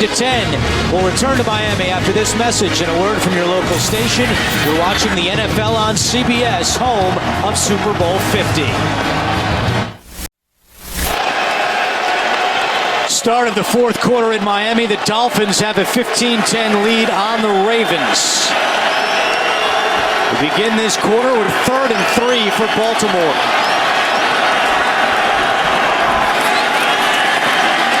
Schaub, and that is caught in Miami territory. Good for a first down. On the catch, it's Kamar Aiken. That's his 4th grab of the day. Bobby McCain forced him out. Super job by the receiver pushing up on the field. Aiken doing a good job getting McCain out of his back paddle, and then Schaub took a little elbow in the back there. Didn't like that either, but good execution, converting for a first down on the outside. So Baltimore moves to the 45-yard line, trailing by 5, as we mentioned right off the top. Every single one of their games this year has been decided by 8 points or fewer. Juszczyk is stuffed by Koamisi. Well, if you watch Baltimore for any length of time, you know how important Juszczyk is in their passing game. They don't use him all that often. He's not a guy that's going to catch the 65-yarder, but every so often on 1st or 2nd down, and sometimes even in 3rd down, they dump the ball off to him. And that guy catches it, breaks a tackle. So you know that every defense the Baltimore Ravens face put Juszczyk as one of the guys they got to watch, particularly on early downs. A loss of 2 makes it 2nd and 12. Schaub over the middle, and that one is caught by Brown. That's the first NFL catch for Daniel Brown in his second career game, and it goes for 17. Well, it's actually his second if you count the touchdown he scored earlier today that was called back. But ball again thrown behind him from Matt Schaub. Nice job by Brown. Ripping control of that ball and then letting Bobby McCain know whose ball it was. The way he threw him to the ground there. I like the way that receiver goes after the football. Big guy, 6'5", 225, undrafted out of James Madison. And some room to run. It's Allen all the way up to the 15-yard line. Javaris Allen with a gain of 16. This is the type of play that has been driving Dan Campbell crazy. You shut him down, you shut him down, you shut him down, then all of a sudden it's the Red Sea. There's a gap, and there's no one touching Buck Allen until he's 10, 12 yards up the field. There's really no excuse for that, but that is why the Miami Dolphins are last in the NFL against the run.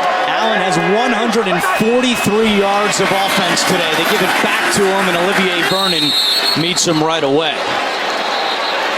Allen doing it on the ground and through the air. He's got 84 yards receiving on 9 catches and 59 yards rushing on 14 carries. And this is, since their first drive of the second half, first time the Ravens have gotten a first down, and now they've gotten it all the way down inside red territory. And I think right here, I put the ball in Matt Schaub's hands. I know he's had some struggles, but that's what I think they need to get this ball up on top. Schaub, Allen, not this time.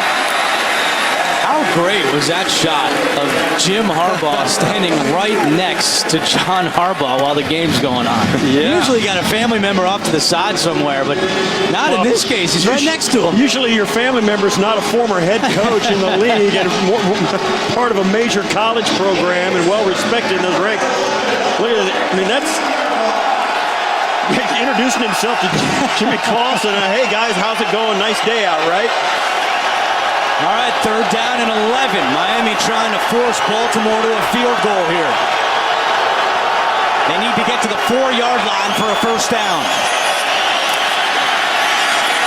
And Schaub's pass was low, caught, but well short. Jelani Jenkins right there. That's a bad throw. To guard Allen, who makes his 10th catch of the day. They had this play. That's exactly what you want. He's got to put this ball right out in front of him, give him a chance. And you see he had leverage on Jenkins and could have turned that football up the field and gotten the first down, but because it was low and away, he couldn't keep his feet.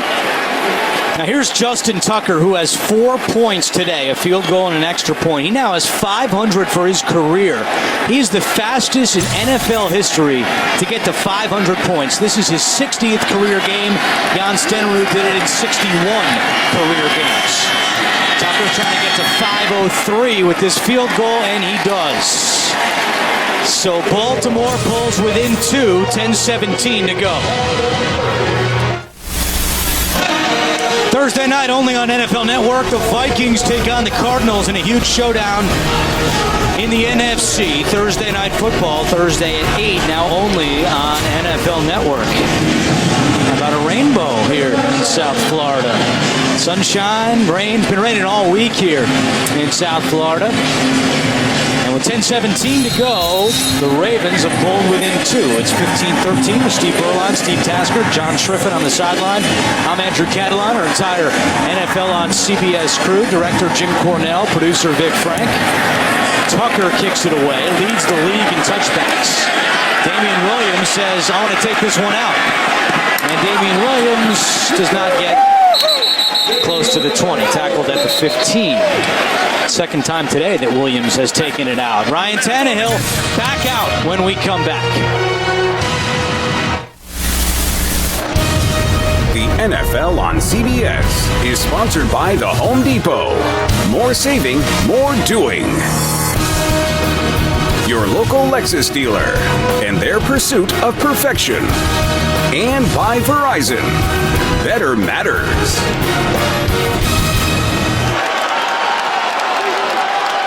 Rain continues to fall in Miami. Ryan Tannehill and the Dolphins offense will start this drive at the 15-yard line.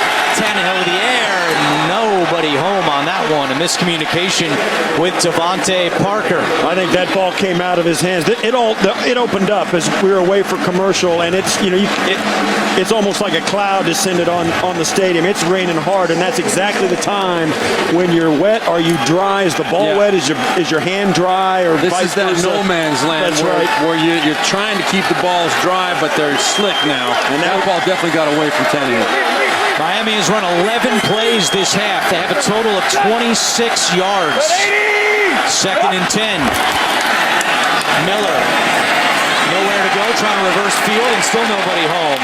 Brent Urban in on that tackle along with Lawrence Guy. That's great run defense by Baltimore. They've just had nowhere to run. They were disciplined. They had the entire alleyway. Every gap had a guy in it, and Miller's looking around. All he sees is purple. That's why it's so difficult to run on this Raven defense. They don't chase the ball. They let the ball come to them, and they make the plays they're supposed to make at each position across the front. But this is a place right now where your quarterback, your franchise quarterback, has got to step up and make a play. Miami 3 for 10 on 3rd downs. There's 3 on the play clock. Tannehill takes the snap. Has some time. Incomplete. Was looking for his tight end, Cameron. Good coverage and a 3-and-out by Miami. Yeah, this is the point, Steve Berline, you and I were talking in the break. The stories coming into this game have been about play selection and the quarterback. He wanted more say in what the plays were going to be. He wanted more responsibility and ownership. And Zach Taylor, the quarterback's coach, is going to call his first NFL game. In this situation, Tannehill and Zach Taylor have got to be on the same page. They've got to make it happen. They couldn't do it on that series.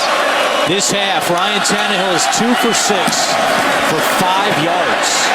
Bad punt again by Dar, but it takes a good bounce as Clay slips and it rolls even further back into Baltimore territory. So a good break there for Miami.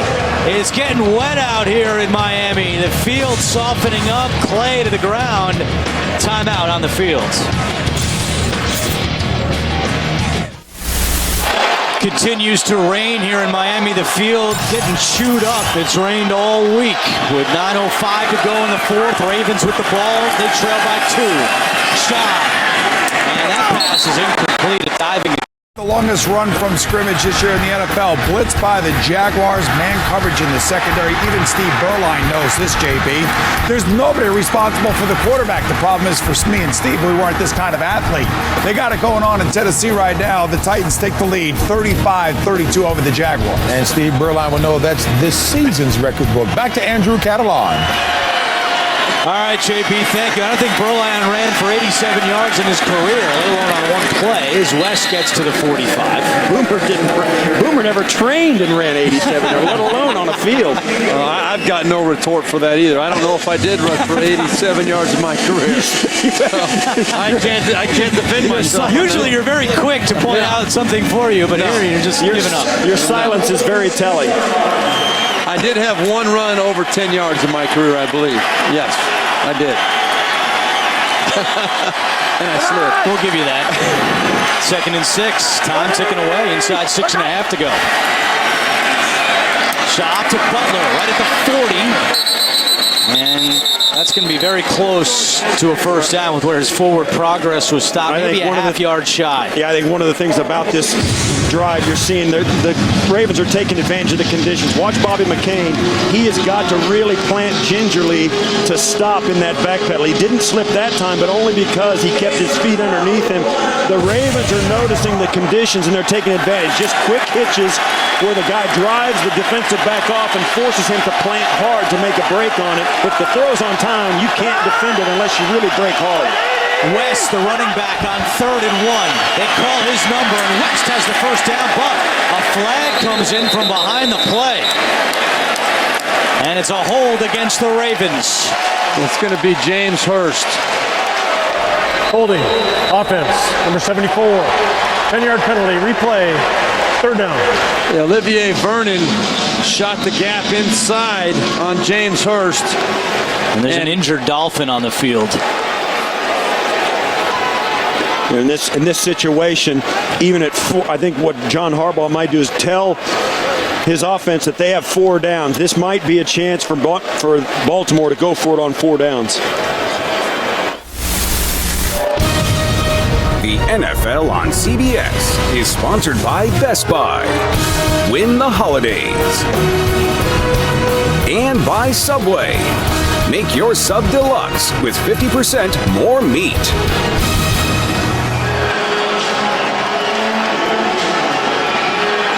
Robert Thomas, the injured Dolphin, he was signed off New England's practice squad on Tuesday, and they're attending to his right arm.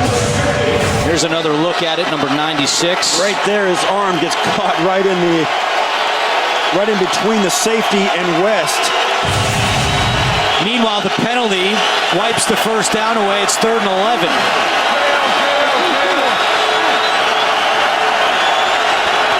.5:20 to go. Schaub in trouble and he's sacked. Vernon again. He now has 2.5 sacks on the day. This time they move Vernon inside. The pressure comes right up the middle. And Vernon standing up right here just shoots through the gap. He's untouched.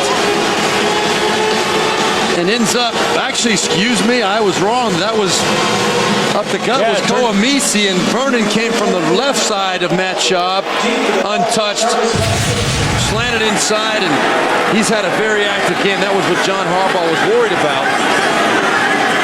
John Harbaugh told us last night, 50 and 93. We've got to account for him. Vernon and Sue both made big plays on that last drive, and the punt goes into the end zone. And for Sam Cook, they'll pull this one out to the 20. 4:29 to go. Dolphins defense comes up with a big play.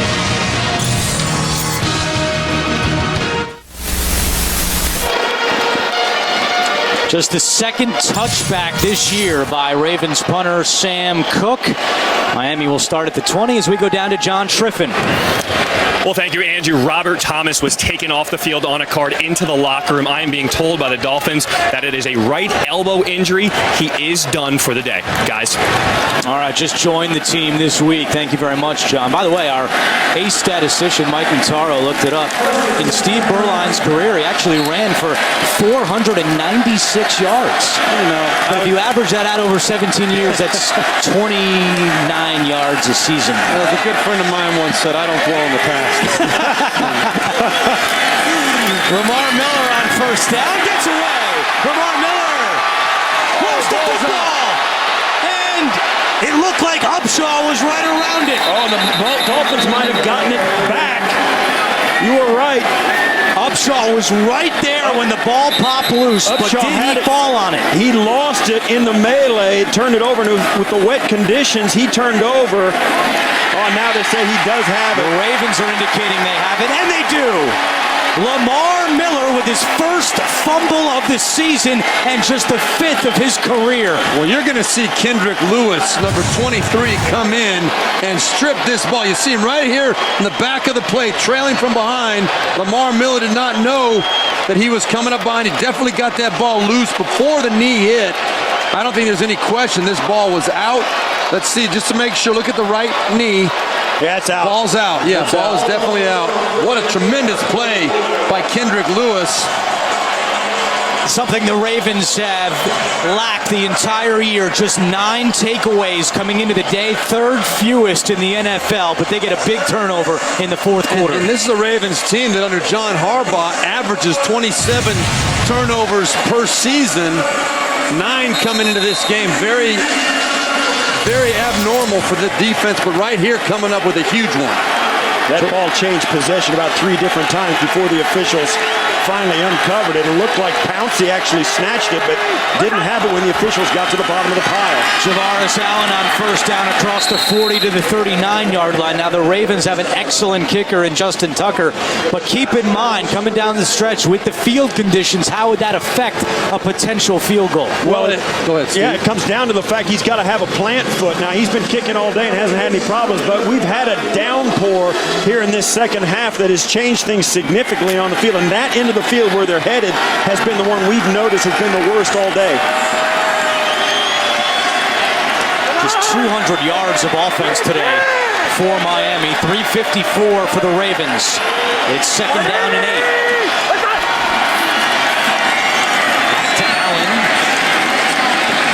A couple, it'll be third down. Now, when we joined you at the top of the broadcast at kickoff, the wind was gusting around 21 miles per hour.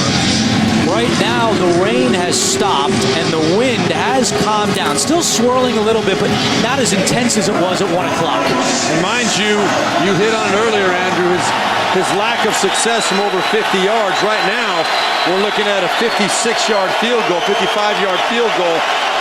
I don't know if John Harbaugh is going to send him out if they don't get that thing under 50 yards. Third down and 6. 2 on the play clock. Schaub takes the snap. Pressure coming. Schaub incomplete. And Schaub took a big hit. Derek Shelby knocked Schaub to the ground and he's still down. And that doesn't look good. Now, as we've seen in a couple of instances, he's reaching up under the collar of his shoulder pads. You think of Tony Romo in Dallas doing that twice this year. Jimmy Clausen, wow.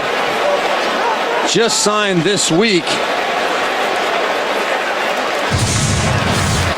2 weeks ago, excuse me, after the Joe Flacco injury. Derek Shelby. This is the third or fourth time he's come untouched. The hit from behind and then driven into the ground on that left shoulder. Well, and as bad a shape as Schaub is in, here comes Justin Tucker. He's missed 4 straight from 50 or longer. 2 for 7 on the season from beyond 50. This is from 55. Wet field with wind blowing. This is a heroic kick if he hits it.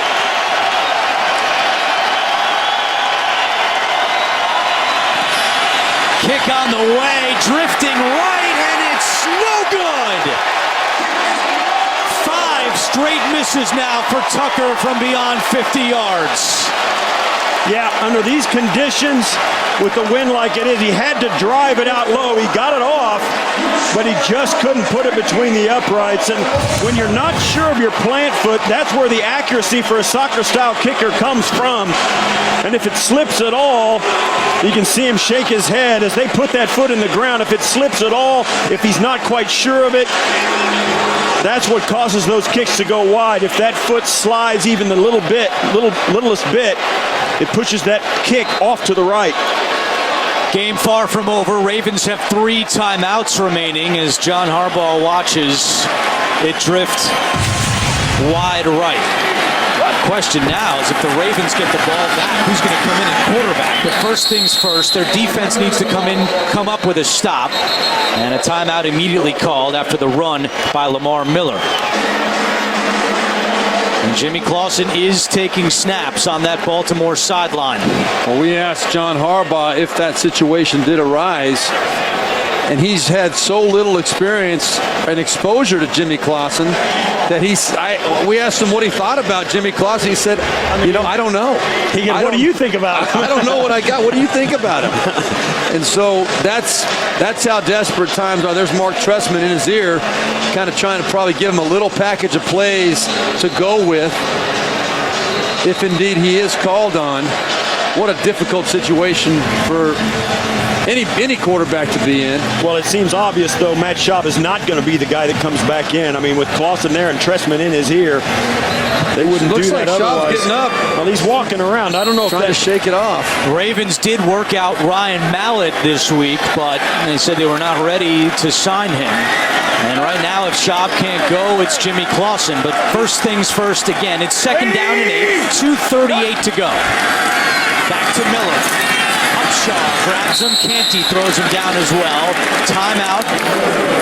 No no timeout. Now there is. I thought Harbaugh immediately went for one. A couple of seconds ticked off, and now it's granted. One of the things you might think about, too, that was not Schaub's throwing shoulder. It was his left shoulder that he was holding, so he may try and gut it out. But let's put it this way. Yeah. If it's a broken collarbone, he's not going back. Yeah, he ain't going back in. But the point is, the Matt Schaub, we talked to him about this yesterday as well. He's trying to check and see how he can deal with how much strength he's got in that left shoulder. But the bottom line is that he knows this opportunity is tremendous for him if he can run out this season and win a good number of these last few games. He reestablishes himself as a quarterback. If there's any way he can play, he's going to stay in there. Let's go down to John Triffin. Thanks, guys. Well, I'm here behind the Ravens bench, and Matt Schaub right now is being listed as questionable. It is a left shoulder injury. Now, when the trainers were working on him and he lifted his left arm, he was clearly wincing in pain. Guys. All right, John, 3rd down and 7. They did add 2 seconds back on the clock. Miami 3 for 11 on 3rd downs today. Tannehill over the middle. Parker. First down, Miami. Big play. Tannehill to the rookie Parker. A gain of 14. Well, it's about time. It's about time they made a play in the passing game. That's got to make Ryan Tannehill feel good. It's been a frustrating day getting used to a new play caller. Haven't had a whole lot of opportunities, but right there stepping up at a big time and throwing a nice ball to the young Devontae Parker. That's a huge 3rd down conversion for the Dolphins. Baltimore calls its final timeout. They will have the 2-minute warning as well. That's the first 3rd down conversion this half by the Miami Dolphins. Both these teams started the day 2 games out of the final wild card spot in the AFC. You see several teams ahead of them, but certainly if one of these teams runs the table, they've got a shot. Meanwhile, the loser today probably on the outside looking in. Zach Taylor right there looking on. Miller, and Lewis makes the tackle. That'll take us to the 2-minute warning. Will Matt Schaub get another chance? And Justin Tucker hoping for another shot as well. We've reached the 2-minute warning in Miami. The Dolphins lead 15-13.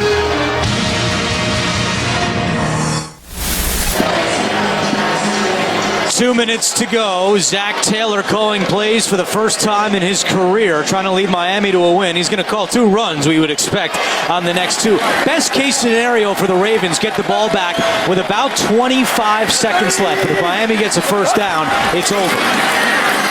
Miller across the 35. It'll be 3rd down. Coming up on the Subway postgame show, join JB, Tony, Bart, Boomer, and Coach Cower. They'll have all the latest NFL scores, highlights, and analysis. It's all coming up on the Subway postgame show. So Miami will let the play clock go down. You'd think hand it off again. If Zach Taylor called the pass here, he's not going to be the play caller very long. I'll tell you that. You cannot throw the ball here in this situation. I don't care if you complete it. You can't throw the ball here. 26 runs today for Miami, 19 passes. A team that coming into the day threw the ball on 67% of their plays, the most in the NFL. And Miami's going to call timeout with 1 on the play clock. Next Sunday, the NFL on CBS has a roundup of regional games, including a big one in the AFC North as the Steelers battle the Bengals, and then later on, the Raiders tough it out with the Broncos. Check their local listings, and it all begins with JB, Tony, Bart, Coach, and Boomer on the NFL Today. If I'm Zach Taylor, I know Ryan Tannehill very well, and what I think could be a possibility here would be some kind of a bootleg or read option type of play where you get Ryan Tannehill running with the football. The two of them very, very close. They go back to their days at Texas A&M. Even though Zach Taylor was a tight ends coach back there, they do know each other very well, and they have a lot of confidence in each other. I would not be surprised to see Tannehill run this football. 3rd down and 3. Play action. Tannehill on the run. Nowhere to throw it to. And Tannehill goes down inbounds. yards. Very wise play by Tannehill. Clock continues to tick. It might have been a wise play, but if they'd have gotten even 1 yard on a run, they could have tried to back. And there's 20 seconds on the clock. Baltimore has no timeouts remaining. Tucker has a big leg. His career long is 61, but we just saw him miss from 55. And as we've highlighted throughout the day with the rain here this week in Miami, the field is not in great shape. Well, Matt Schaub coming back out onto the field, so he's going to gut it out on this last drive. He'll probably only get 3 cracks at it maximum before they either try the Hail Mary or the long field goal. You expect Miami will not play any single coverage, any single safety. It'll be a shell coverage of some sort, trying to keep everything inside.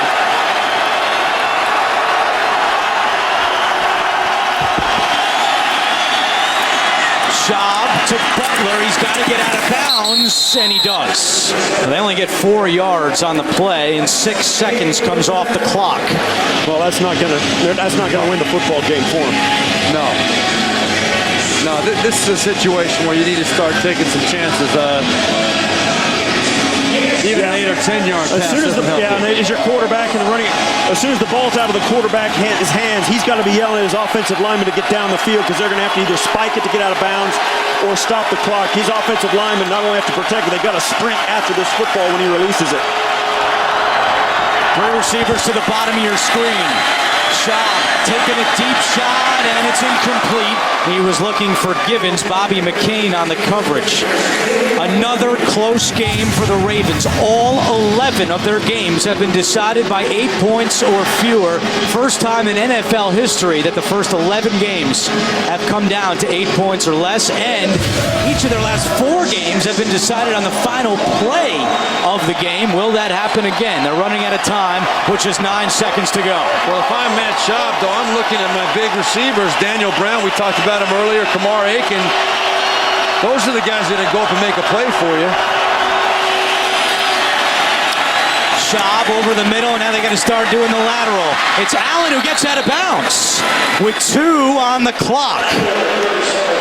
Now, does Matt Schaub at the age of 34 have enough to get this to the end zone, Steve Berline? No, not even Aaron Rodgers does. No, and they might bring Clausen in off the bench if they're going to try something like this. He's been warming up, continuing to warm up, knowing that he may be the only guy that has a fresh enough arm to get it down there, but they're going to keep Schaub on, so you can bet this is going to be the same type of lateral play right here. They're going to try and do the trick play and keep the ball alive and get it to the end zone. We saw a crazy finish Thursday night in Detroit with Green Bay pulling out the win. Will we see one here? Schaub off his back foot, tosses it up, juggled, incomplete, and that will do it. Miami wins 15-13.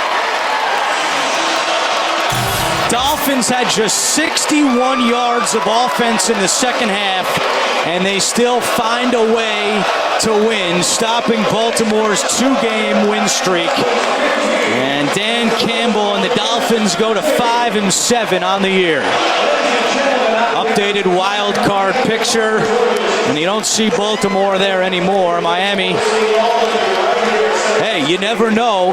Just so you know, going down the stretch of the season, Miami has 3 of their final 4 games at home. So stranger things have happened. Well, Miami came out today knowing their backs were against the wall with the coaching changes that have happened during this season. The most difficult of circumstances. Their guy Ryan Tannehill getting beaten up last week in New York. Their offensive line was a shambles, and yet they gathered together and really battled for a nice win. Final score, Miami wins 15-13 for Steve Tasker, Steve Berline, John Striffen. This is Andrew Catalan saying so long from Miami. We'll take it back to New York for all the scores, highlights, and analysis on the Subway postgame show. All coming up right after this.